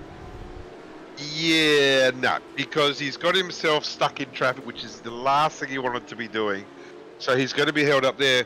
We see Dan Yeaman's got another time penalty, another 10-second penalty with car contact with the car 8. Right now, Lindsell needs to cash in. He needs to make sure he can get past Wilson as quickly as possible. It opens up a little bit in front of him there, and he actually has done that. Wilson's just let him through. Thank you very much. So now's the time where Sean needs to target the car in front. In this case, it's his CRT teammate, Lockie Capel. Make the gains there, close that gap, and see where it comes out after the other cars does his stop. So 9.4 seconds stationary for Sean. That's pretty close to about right. Alex Schuler did a 17.6 second stationary. That's a long stop right there. I reckon he's taking tyres with that. Tyres, yeah, he's definitely taking tyres. And same with the Favell car, but average pit stops, 8.5, 9 seconds. Craig Schultz, 7.8 seconds stationary, did a really good job. Yeah, maybe underfueled the car slightly to save fuel to get home possibly. Maybe expected a safety car at some point. Not looking likely now, unless somehow somebody blows an engine. I don't know how they're going to do that. Dawson, though, hot on his heels. It could happen. Who knows? He could just collide with the wall. Fairly bulletproof. Yeah. Unless they do introduce themselves to a concrete wall at speed, you're exactly right. But yeah, again, we're back with Alan Dawson. I think he's done a superb job. He really has. Has been racy when he's needed to be, has defended when he had to, and has been racecraft smart when he's had to. Didn't battle too hard with Peterson or Stewart. Still got the rewards for coming P3 at the moment. We could be seeing an Alan Hulkenberg happening right here in front of us. We could very well. And I think, for my money right now, he's probably been one of the drivers of the day. And not that we have an award for that, but he's definitely been one of the best drivers out there. I think his race 1 performance was spectacular. He might be down 2 right now, but you've got to look at the company that's passed him for P1 and P2. That's not necessarily a poor loss of losing 2 spots to Ben Pedersen and Joe Stewart, 2 of the strongest drivers in the field. And a whole P3 and currently holding off Sam Muir, who's very likely waiting to push past him after the pit stops. This is a very solid performance from Alan tonight, and I think one that he can hold his head up high and take a lot of pride in as well. I think tonight the notable sort of unlucky drivers, probably Colby Warren, one of the most unlucky drivers in the field, Capel similarly unlucky, and then Lockhart Brownlee as well. Those guys have been fairly unlucky, as is Favell, as is Cairns, but I think Colby, you really have to feel for him, because if that car was completely put together, well, he could have been challenging for that podium right now, a couple of seconds up the road from him. Damage limitation should be Colby's fault here, P5 at the moment. Yeah, just take it, Colby, get your points. You've had a frustrating night, not of his own doing. Just grab the points, get on with it, move on to the Bend next week. And that could be quite an interesting affair. The first time we see the Bend here in the IRWC, of course, join the iRacing service this season as Warren gets past the lap traffic there of Kurt Chapman. Favell, well, he said, "Thank you, sir. I'll take the position as well." That was for position. On Kurt. As Warren's now got some lap traffic between him and the car behind for position, and Lockhart Brownlee trying to chase him down. Can confirm as well, Daniel Yeaman has copped a time penalty for contact with Paul Wilson. That's 10 seconds.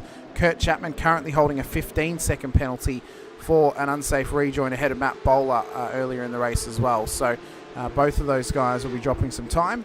That helps Greg Favell, because it means he could let Kurt past him and he'd still beat him for position, as Kurt's actually just spun it round. So that's a night to forget for him, for sure.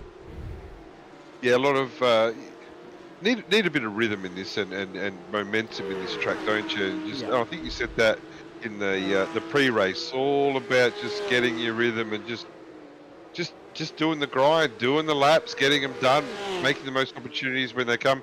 Let everybody else make mistakes. You make a mistake here, you tend to lose a lot of time around here if you make a mistake. And there's a lot of guys who have cashed in today, made the most of it. Ryan Mueller is certainly one. Blake Fitzpatrick, I would think, is another one. And maybe to a lesser account, same with Ben Pedersen. These guys have all made their gains not only because of their talent in the past, but they've also cashed in on others' mistakes as well. Same can be said for Lockhart Brownlee and Jared McLeod at this stage, although we expect Jared to lose a couple of positions through the pit stop period as well. Rodney Golan is in pit lane. We've got roughly 15 minutes of racing. I'm misspeaking once again. 15 minutes of racing left to go in this one. So anything can happen. There's still pit stops to be made by the top 11 cars on the road. We'll see how well that pans out for them throughout this one as Job Stewart is in. Race leader takes his first pit stop. Only pit stop of the night. Ben Pedersen's going to continue on just to push on forward here. This could be at least somewhat of a smart strategy play to try and hold off the cars behind him. Ben can, if he's in his rhythm, just keep pushing on, cut out some good lap times, get the car to its lightest possible point, and then come in and take the fuel and then head on home to the checkered flag as Ryan Mueller's in pit lane too. Yeah, I think they're pretty much their fuel limit. They must be knocking on the door of that. Should get them to roughly 28 minutes. Roughly is the yeah. Gets them to. So Job's just come out in behind Jared McLeod and Steve Tonkin currently battling for P7 on the road. So he'll have to deal with this traffic. Hopefully it doesn't hold him up too much. Otherwise that could play into the hand. No blue flags for position, so he's going to have to pass them if he wants to try and not lose too much time. So for Ben Pedersen, this could play out an absolute treat if Job somehow can't make the move on McLeod and Tonkin fairly quickly. So it looked like Job had about 2.5 seconds on Pedersen prior to this pit stop. He could drop that 2.5 seconds pretty quickly if he gets stuck behind these two, the McLeod and the Tonkin car. Tonkin's last lap at 22 flat, both 22 flats, in comparison with Pedersen's 21.1 fastest lap of all last lap. So all it's going to take is for Job to be stuck behind these guys for 2 laps, and all of that time that he earned to get through and to get away from Pedersen will be gone very quickly. So Ben Pedersen has gone on for another lap here, so he's definitely going to attempt to get the most out of this car and get the most amount of laps out of it as well. Stewart is hot on the heels of McLeod. Tonkin's in, so that's made his drive forward a bit easier now that Tonkin's come into pit lane. Only has to deal with the one car to get past in McLeod. He will try and do it on the outside. McLeod will let him have it, so made that job easy for him. A car's gone round in the background. Who was that? That was Ellie Gardner down at turn 10. So, it's a shame for her. That's allowed Colangelo and Linzell onto the back of her now as Tonkin drops outside the top 10 through the pit stop period 2. The problem now for Ellie is these tyres are going to be screaming warm and just begging for grip. So she'll need to try and get them cooled down, and then she'll be able to push on and find the grip length once again. But if it takes her too long, Colangelo's going to be knocking on the door of getting past her. Again, Ocean's done a really, really good job. So she's actually overtaken the Lintel car. Lintel started 11th, had worked his way up as far as P6 at one stage. Obviously, Sean may have had some issues, don't know about it, but Ocean's actually now got him on the track as is Dawson coming in. Yeah, Pedersen as well. So 2 of the front runners into pit lane. Job Stewart just heading up towards turn 11. So how close will it be between him and Ben Pedersen when Ben exits pit lane? He'll be at full pace when he passes the pit exit. I think he's going to get in here. Oh, it's a long stop for Pedersen. He's taking tyres. Pedersen's taking tyres, surely. He's up on the jacks. He took tyres. Oh, you don't be doing that. You don't be doing that. We've got 10 minutes to go. Surely you can hang in there with whatever tyres you've got, because it's a track where you don't want to be losing track position, and you have thrown it out the door. And the gap now between Pedersen and Stewart is 11 seconds. If he hadn't have taken those tyres, which cost him 9 seconds, he would have been he would have been around about a second or 2 back off of him. So yeah, that's. But there might be a reason for it. His tyres might have been absolutely cactus. Might not have had any confidence in getting them home, but you got to give it a go, don't you? Like, he would have had track position. Now look at all the work he has to do to get past Dawson. You know what I mean? Like, again, hats off to Dawson because he's doing a fantastic job. And right now, Muir, Warren, Brownlee, they all know that Pedersen's taken tyres. Pedersen was stationary for 17 seconds. Almost 18 seconds. These guys here, I don't know whether Lockhart's had an issue coming into the pits, but all 3 of them, turn your tyres off, get yourself track position. No way, come hell or high water, is Pedersen going to be getting all of them if they don't take tyres. Well, Brownlee's just dropped. Here comes Dawson down the straight. Dawson's got him. Is Pedersen going to get him too? Yeah, he is. Now, there's been a problem. Yeah. There's been a problem in pit lane here between Brownlee and Warren. They're both a bit chitty-chat at the moment in the server.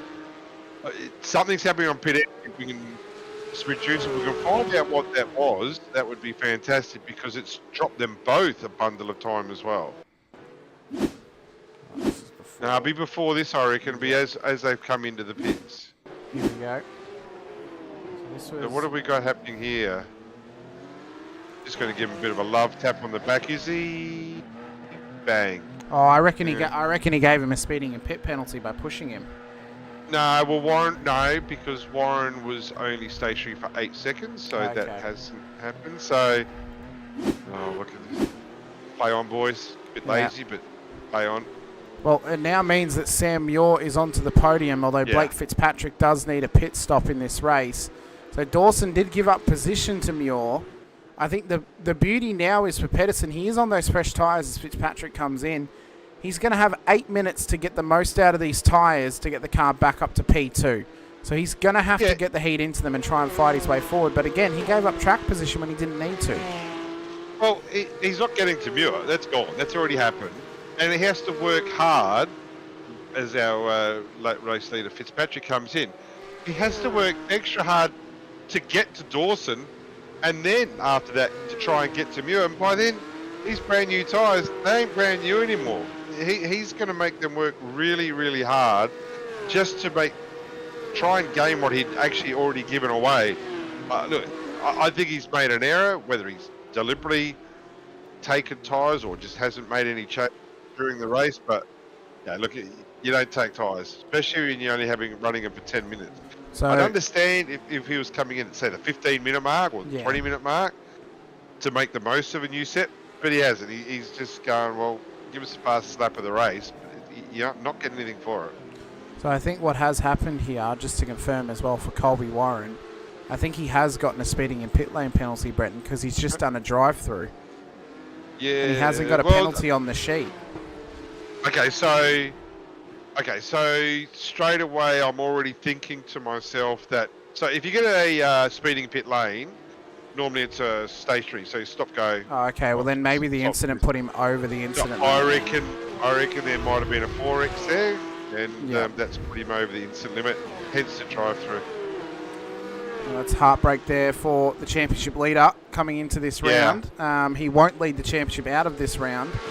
There's been some solid performances tonight for some very solid drivers. Of course, Stewart's up 9 into P1, Muir's up 7 into P2, Dawson's down 2 but still on the podium. Pedersen up 4 but has thrown away P2 at this stage. Brownlee in P5 at the moment up 14. Mazzomo down 4 into P6. Mueller up 6. Fitzpatrick up 4 and Angus Lawford up 4 as well inside the top 10. So some solid performances. Lachlan Capel though still been having a bit of rotten bad luck here tonight after a couple of mistakes. Well, he almost had he actually just had his first bit of good luck. You probably heard me in the background being exclamation mark, because I didn't see the car behind Lockie, but didn't seem overly keen to use his brakes in the entry to turn 1 and absolutely went straight ahead. I think it may have been Angus Lawford who went straight on there, lost quite a chunk of time. But yeah, that was very close to being race over for both Lockie and for Lawford. Well, Capel wants to try and get this move done on Fitzpatrick. Outside line at 10, side by side. This will set him up well, though, for the inside 11. Oh, Fitzpatrick. He defends the line like a driver about to miss their exit on the M1. And he's still got that inside line now on Capel. It was a very aggressive move, but well defended. So I'd be keeping an eye on Fitzpatrick. There's a little thing that, if you've been involved with racing for a while, you can see what Fitzpatrick's done there on the entry to 10, and he's tried it on numerous occasions since as well. And there's going to be, that's well defended by Lockie. Fitzpatrick does this little hook, just the most minor hook that just pushes into the side of Lockie Capel's car. Lockie's done a good job being patient and gotten through there. But that's something that's actually risen the eyebrows there, what Fitzpatrick's done. Very subtle, very sneaky, and absolutely could have caught Lockie Capel off guard, but Lockie's got himself through. He's managed to get past him, though. We now need to watch back, or watch him behind him for a send from Fitzpatrick to try and get the move back again. He'll be hungry to make the move back up with inside the top 10 here. It is allowing Ryan Mueller to run away from them, though, at 1.6 seconds ahead of them at this stage. We've got 4 minutes to go of race 2 here this evening. Job Stewart leads the way by an absolute world over Sam Muir. Alan Dawson then in behind him with Ben Pedersen as well, and then Lockhart Brownlee the top 5. Mazzomo, Mueller, Capel, Fitzpatrick, Lawford is our top 10. Colangelo, Tonkin, Gardner, Warren, Linzell the top 15. Through all of this as well as we begin lap 27 for these drivers. And with Job Stewart, he could pull over and have a nice little cup of tea if he really wanted to, as he's got about 12 seconds ahead of P2 and Sam Muir. Yeah, look, Job worked himself up to the lead today, but any challenge that he may have had disappeared as soon as the Pedersen car went up on the jack. So Pedersen's cost himself 10 seconds, give or take. Let's just pretend he's gained 2 seconds from having newer tyres. His lap time doesn't reflect that, actually. His lap time's a 1:21.1. Job Stewart's last time is a 1:21 absolute flat. And even with Dawson, like, Dawson's 21.5 is very competitive. Pedersen, look, we'll give him a bit of a shout out, a bit of a cut out, chop out. That's the word I'm looking for. A bit of a chop out, because his first race back, probably hasn't driven on these for a while. So it's just fantastic that he's here. It's fantastic he's put himself in a good position. And it'll be even more fantastic when the next race he learns from this mistake and does not do it again. Well, as we traverse up towards turn 3, mistakes have been made here tonight, ones that surely are going to be learnt from for some drivers. Capel and Fitzpatrick continuing their battle. Lawford's got his teammate Kurt Chapman in behind him, who's a lap down at this stage. So what's happened to Tonkin then? Because these two were running Noah's Ark, and I see that Ocean's got through Tonkin, so whether there may have been some dramas back there, but Ocean's got herself up to P11, gain of 6 positions, fantastic performance. The other big gain, obviously, Job Stewart up to 9, Sam Muir up 7, Lockhart Brownlee up 14 positions. From a bit of an ordinary, this is ordinary too. Yeah, Gardner and Tonkin there. She looked to be far enough up on the inside, but I don't know if he realised she was there or not. We'll see what RC say about it. He is calling it in. That's given Warren some hope to get back towards the top 10. He is in P12 and he's got Colangelo ahead of him, but the top 10 seems out of sight and out of mind at the moment. Yeah. Mueller, though, has dropped some time. This is allowing Lachlan Capel back up onto him, and Fitzpatrick's still hot on the heels of them as well, as we have now got just over a minute left in this race. Job Stewart's just coming through turn 9, so it should be 1 to go when he crosses the line here tonight. Sam Muir and Alan Dawson battling for P2. So we were talking Lockhart Brownlee up. He's in pit lane. I reckon he's doing a drive-through for incidents. It's either that or he pitted too early and he needs fuel. It was a drive-through. Okay, yep, it was for incidents. I'm pretty sure it was a drive-through, but we were just shouting him out for what a great job he's done. And he still has done a good job. Still up 9 positions. But, when there's only 30 seconds to go, do you need to drive aggressive and worry about going off tracks and get little incidents? Probably not. It's cost him quite a bit. I think Tonkin and Gardner have also copped the incident point limit too, because they're both into pit lane. And that's one of the biggest challenges of this track as well, is keeping the incident points in check. As Job Stewart traverses around the final corner. It'll be 1 lap to go for him here at Winton Motor Raceway here this evening. 10 seconds on the clock. He could have stopped for the 10 seconds there, Brenton, and still won the race if he'd waited for the time to go out. But he wants to push on for a 30th lap. You can be sure Oscar Piastri would have bought that 10 seconds last night off of him for any cost. But, look, Job's been the quality driver of the field. He hasn't lost a race for a long time here and continued on his dominance tonight. Oh, Lachlan Capel is calling something in. I'm not sure what. But he has got Ryan Mueller ahead of him, and then Fitzpatrick's right there with him too. This is going to be a feisty pack for the last lap, I feel. Yeah, it really will be. Not sure Fitzpatrick's doing his credibility a lot of good here. Some of the driving I've seen is a bit excessive, but by saying that, if he can get the job done, he can get the stick fairly. There's nothing wrong with driving hard, but you've got to make sure he's driving fair. And Lockie's called that in right now. So obviously something's happened there that I think we already saw. Yeah, I think it was just a bit of toing and froing between them. But for Job Stewart, it's been dominance personified once again. And took the pole, took the race win in race 1, and it's another double victory for him here this season. 2 rounds in a row, 4 victories to his name. It's a photo finish with his teammate Matt Bowler. as Job Stewart takes home the race win here at Winton for race 2. Sam Muir will outlast the charge of Alan Dawson to come home in P2. Dawson an incredible P3. Pedersen in P4. Mazzomo, well, he'll come home in P5 for 9.5 Sin Sports on a solid net gain across the night. Ryan Mueller will outlast Lachlan Capel for P6 in the end, as well as Blake Fitzpatrick in P8. Lawford in P9 at the moment. And Ocean Colangelo is going to round out our top 10 as long as she can make it there, because Warren is right on her heels to the line. She should have him. Yep, solid race from her and for Colby too. Linzell P12, Schultze, McLeod, Yeaman, and then Lockhart Brownlee, I think, has run out of fuel here on the last lap as he's trying to call this car to the line. But I think John Akers is actually going to get him. Yeah, that's just crazy. When the fuel gauge says 0, it's not going to put any extra. Oh my God, he only just got there. Oh, his heart would have been out of his chest. We were talking, and well done to the place getters. We were talking not long ago about the racecraft of Blake Fitzpatrick with Lockie Capel.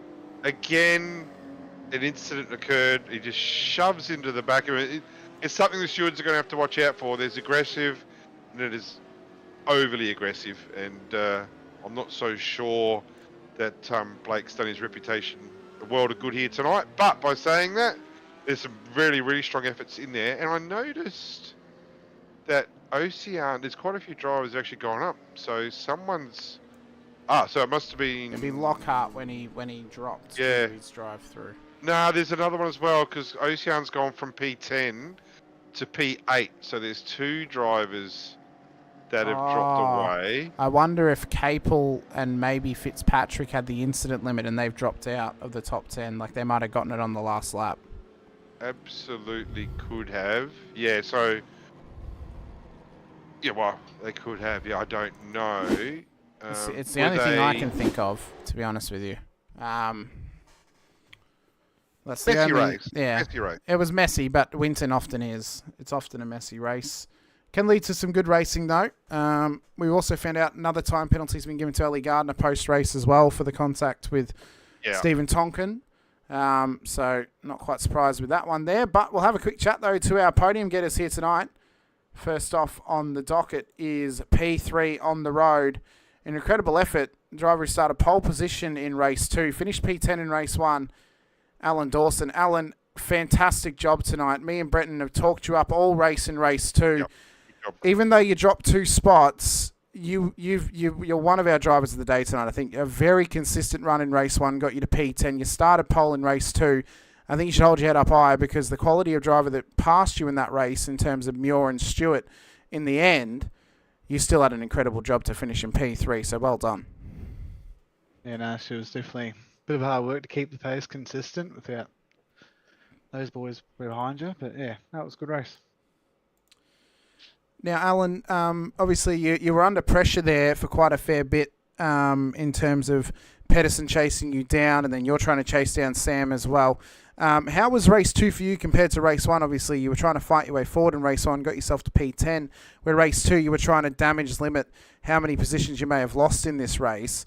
Obviously, early in the race, you're battling with Mez, and then Job started chasing you down as well as Ben. So how was that one for you as a collective in terms of flag to flag in race 2 and trying to deal with some of those pressures that were coming at you? No, it actually felt good to actually have some good battles up front and not end up off the road for once, to be honest. Well, I mean, it's it's a tough track, obviously a tough track to make passes as well. How do you, how did you find some of the challenges tonight, especially with the setup at this circuit, getting used to the rhythm of this circuit too? Is it one that can fit into your wheelhouse in terms of being comfortable, or is this circuit more or less a scrappy circuit for you in trying to get comfortable here? I've done probably 400 or 500 laps in a supercar back when I used to drive that all the time, so this track wasn't really a problem. It was more the car, to be honest. So it's one that I'm normally half decent at, but it's finally good to see some pace in this car. Well, of course, the Bend next week. Have you done many laps there since it's joined the iRacing service? Unfortunately, I'm not. I've been a little bit flat out at work, so I have not put much time into that track yet. Well, it'll be a good test. We're running the international out, which is the one that the supercars use, and I believe if the Porsche Cups race there, they use that one as well. So it should be a good matchup for this car in the feature round format. But a fantastic effort tonight, Alan. Yeah, really impressed me. Really impressed Brenton as well. So let us know. Helps get you and Right Sim Racing out on track. Anyone you want to give a shout out to, for myself, Brenton, and the rest of the league, congratulations on your P3 in the feature race here this evening. Just a big shout out to all the Ride-Up boys, egg me on, and also a big shout out to Hayden as teaching me his little tricks and helping me out a bit. Well, Alan, best of luck next week at the Bend. We look forward to seeing how you go and seeing if you can match this performance with another top 5 out there. Awesome, mate. Thank you. Have a good one, guys. You too. Next up on the road tonight, P2 in the end, Sam Muir, who had a solid race there, up 7 positions. Sam, solid night on the road for you. 2 podiums out of 2 here tonight. You're up 7 in the end for race 2 there. Mate, talk us through that one, because it was a hectic race trying to fight your way through the top 10 and then having to maintain as well. You were given a lifeline with Ben Pedersen taking tyres in his stop. Were you feeling confident you could have passed him if he hadn't have taken tyres, or was that a godsend for you? Yeah, that was a bit of a free kick for us there. We didn't quite have Benny's pace. I think we were pretty fortunate that we were able to out-qualify him for race 1, because he was right on my bumper for that whole race and a lot quicker than me through sector 2. But thankfully, it's pretty hard to overtake around here, so we're able to keep that position for race 1, and then just managed to survive. It was a hectic few opening laps there in the feature, and thankfully we sort of zigged when we needed to zig and zag when we needed to zag, and managed to come away with another podium, which was nice. Now, Sam, talk us through this one. I mean, I've done quite a few laps here. I love driving at this place. Brenton used to work here. How did you find this track and this track car combination as well? Was it one that suited your style, or was it one that took a little bit of time to get used to? No, it's one that I do enjoy. I know that it's not a favourite of too many races out there, but I think this was like one of the first venues that I went to IRL as a kid just to watch some racing. So was always pretty excited once it got onto iRacing, and it's a shame that it's not raced in more officials, because I'd love to do some more laps around here. But shout out to the series sponsor VRS and one of their coaches, Joshy Anderson. Was able to cut a few laps with him during the week, and he was able to give me a few pointers to help improve. So can't recommend him enough. So if there's anyone out there thinking of doing some coaching in the Porsches, definitely hit up VRS and Joshy Anderson.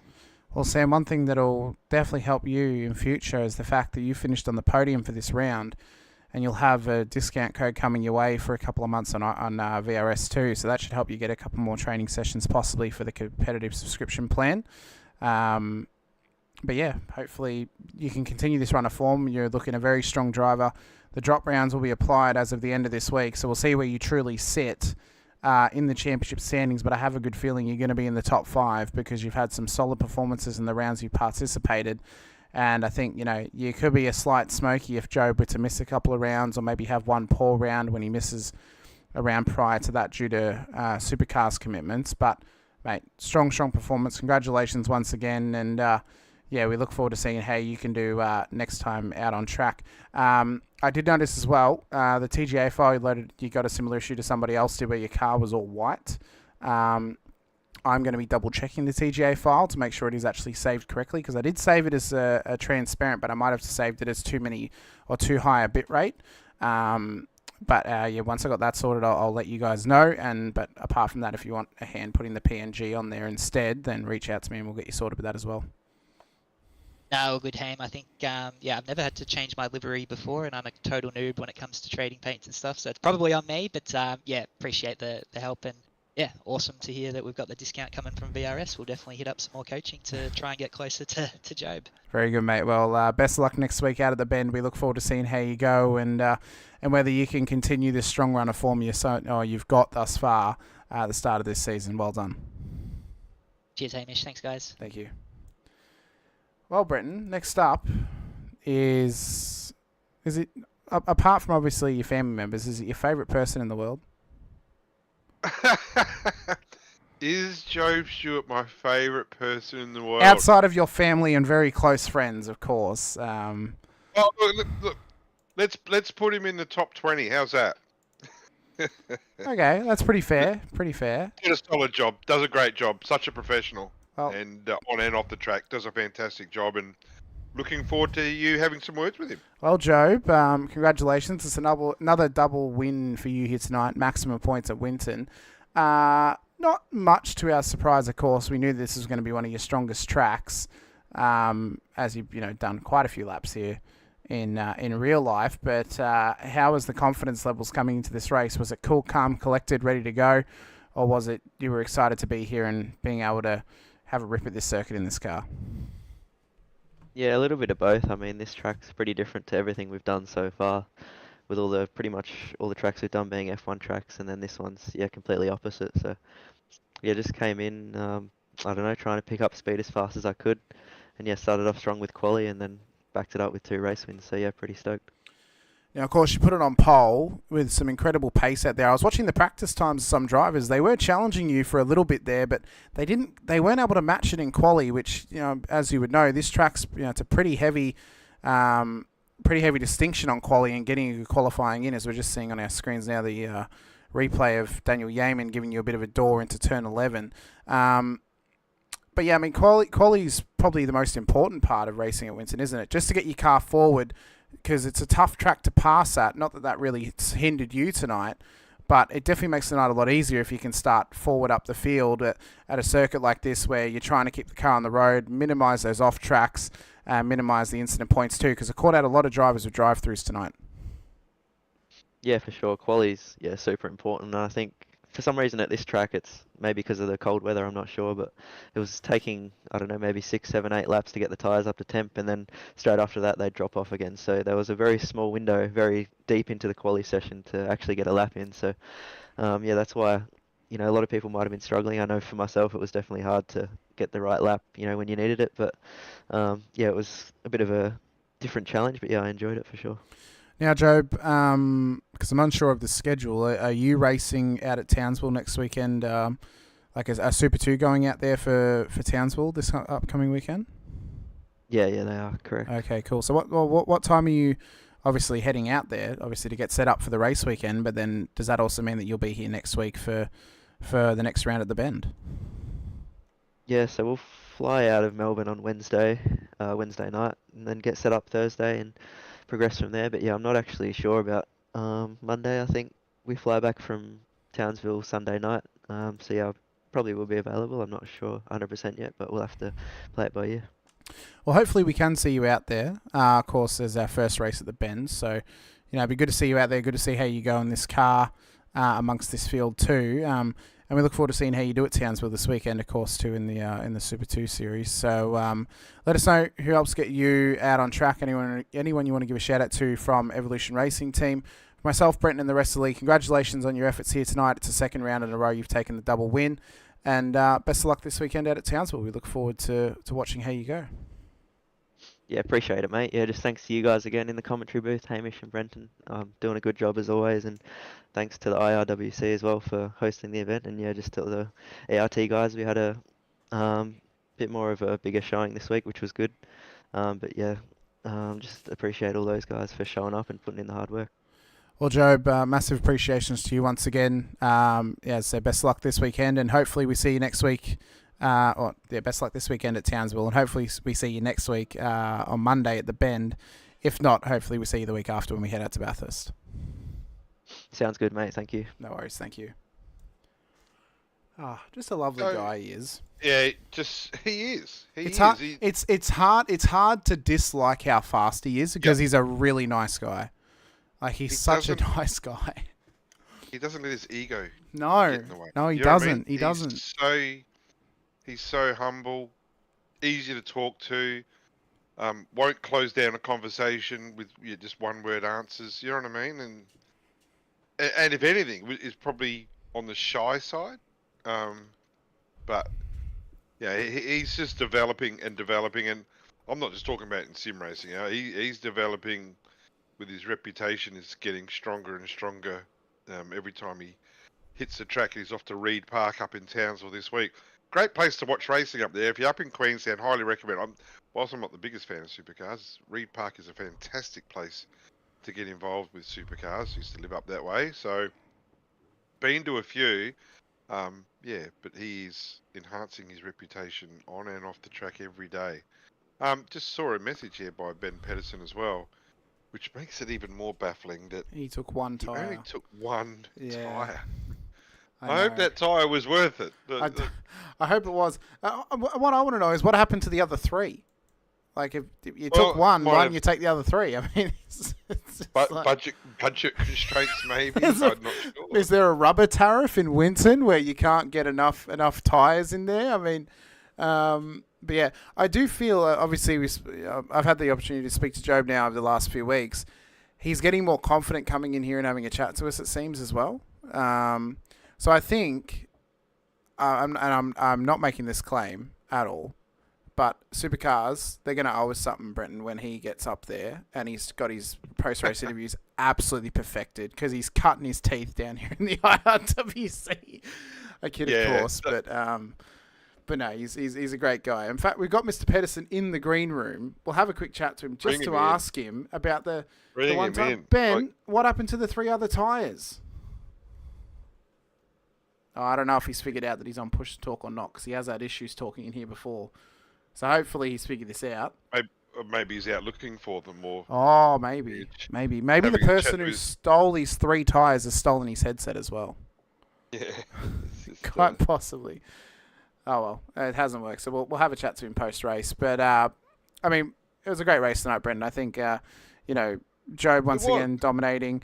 If he misses next week, it's going to make his season a bit harder, obviously, because then he's forced to take the bend as a drop round.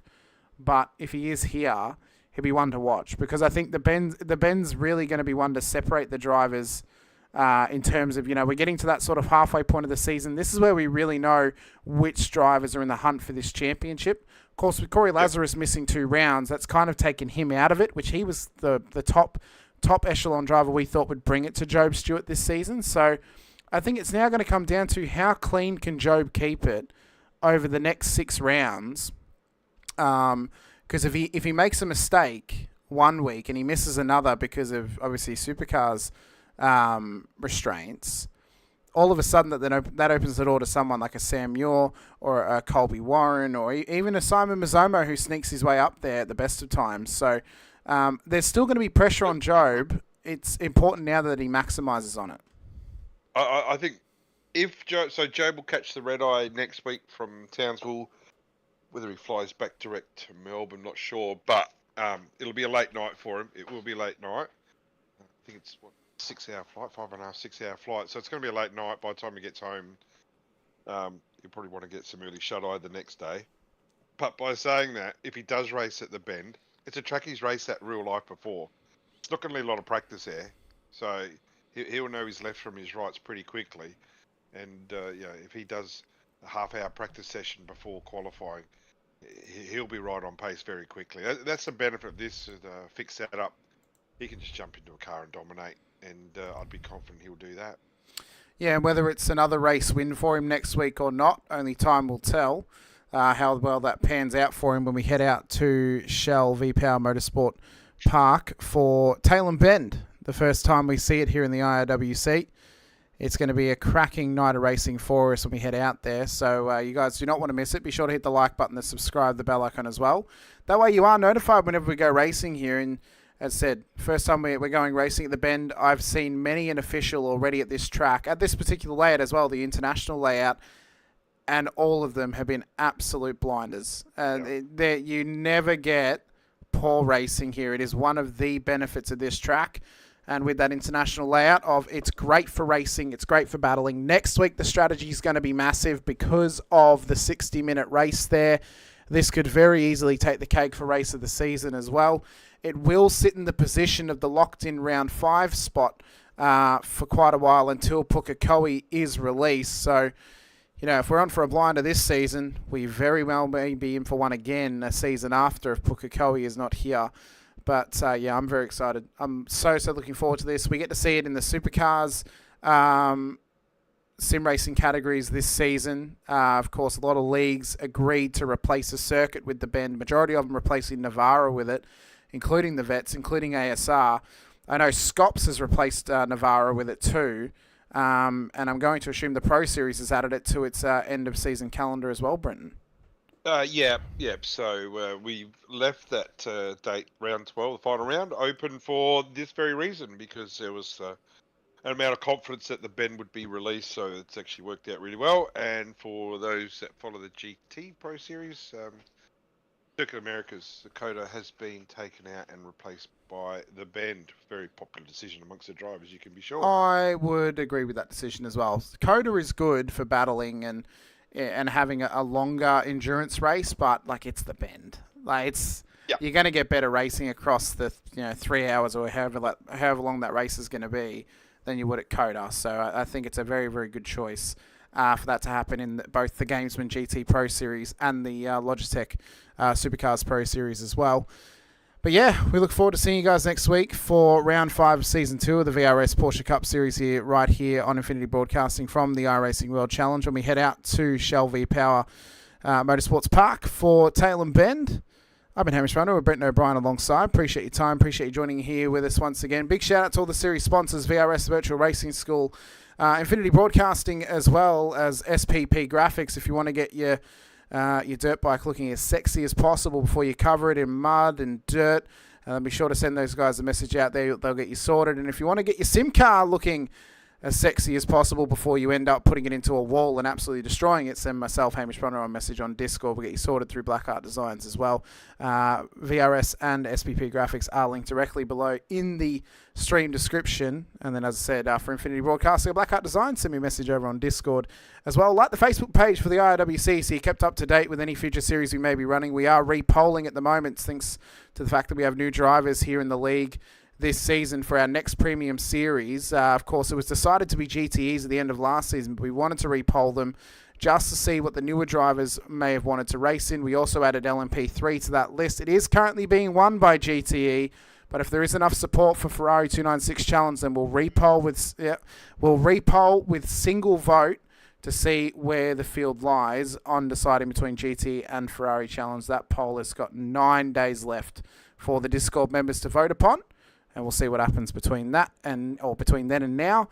But until next week, guys, next time we'll be on your screens will be Friday night, 8 p.m. Australian Eastern Standard Time for the IRWC Rod Knock Cup out at Texas Motor Speedway for the Longhorn 90, where the ARCA cars will go around Texas Motor Speedway for 90 laps. And then after that, it'll be Season 24 of the Racecraft Simulations V8 Veterans Split 2 action of Round 3 out at Long Beach, myself and Brett Fisher in the booth for that one. But until then, hope everyone enjoys the rest of their week. Thank you so much for joining us here at Infinity Broadcasting. Stay safe, drive hard, and as always, bye for now.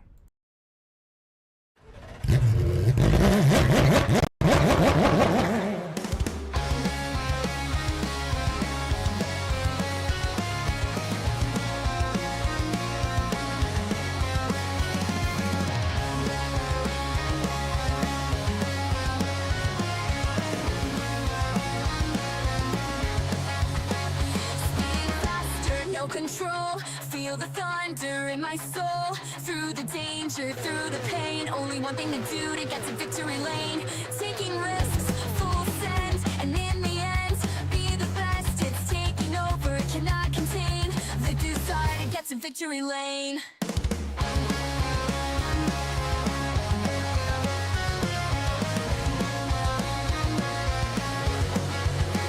I hear the echoes of the past, the roaring ghosts that never last. But here I stand, the finish line. One last race, one last time. Through it all, get past the pain. Cutting laps, making gains. Feeling tired, get to my aim. The desire to get to victory lane. Speeding faster, no control. Feel the thunder in my soul. Through the danger, through the pain. Only one thing to do to get to victory lane. Taking risks, full send, and in the end, be the best. It's taking over, cannot contain the desire to get to victory lane.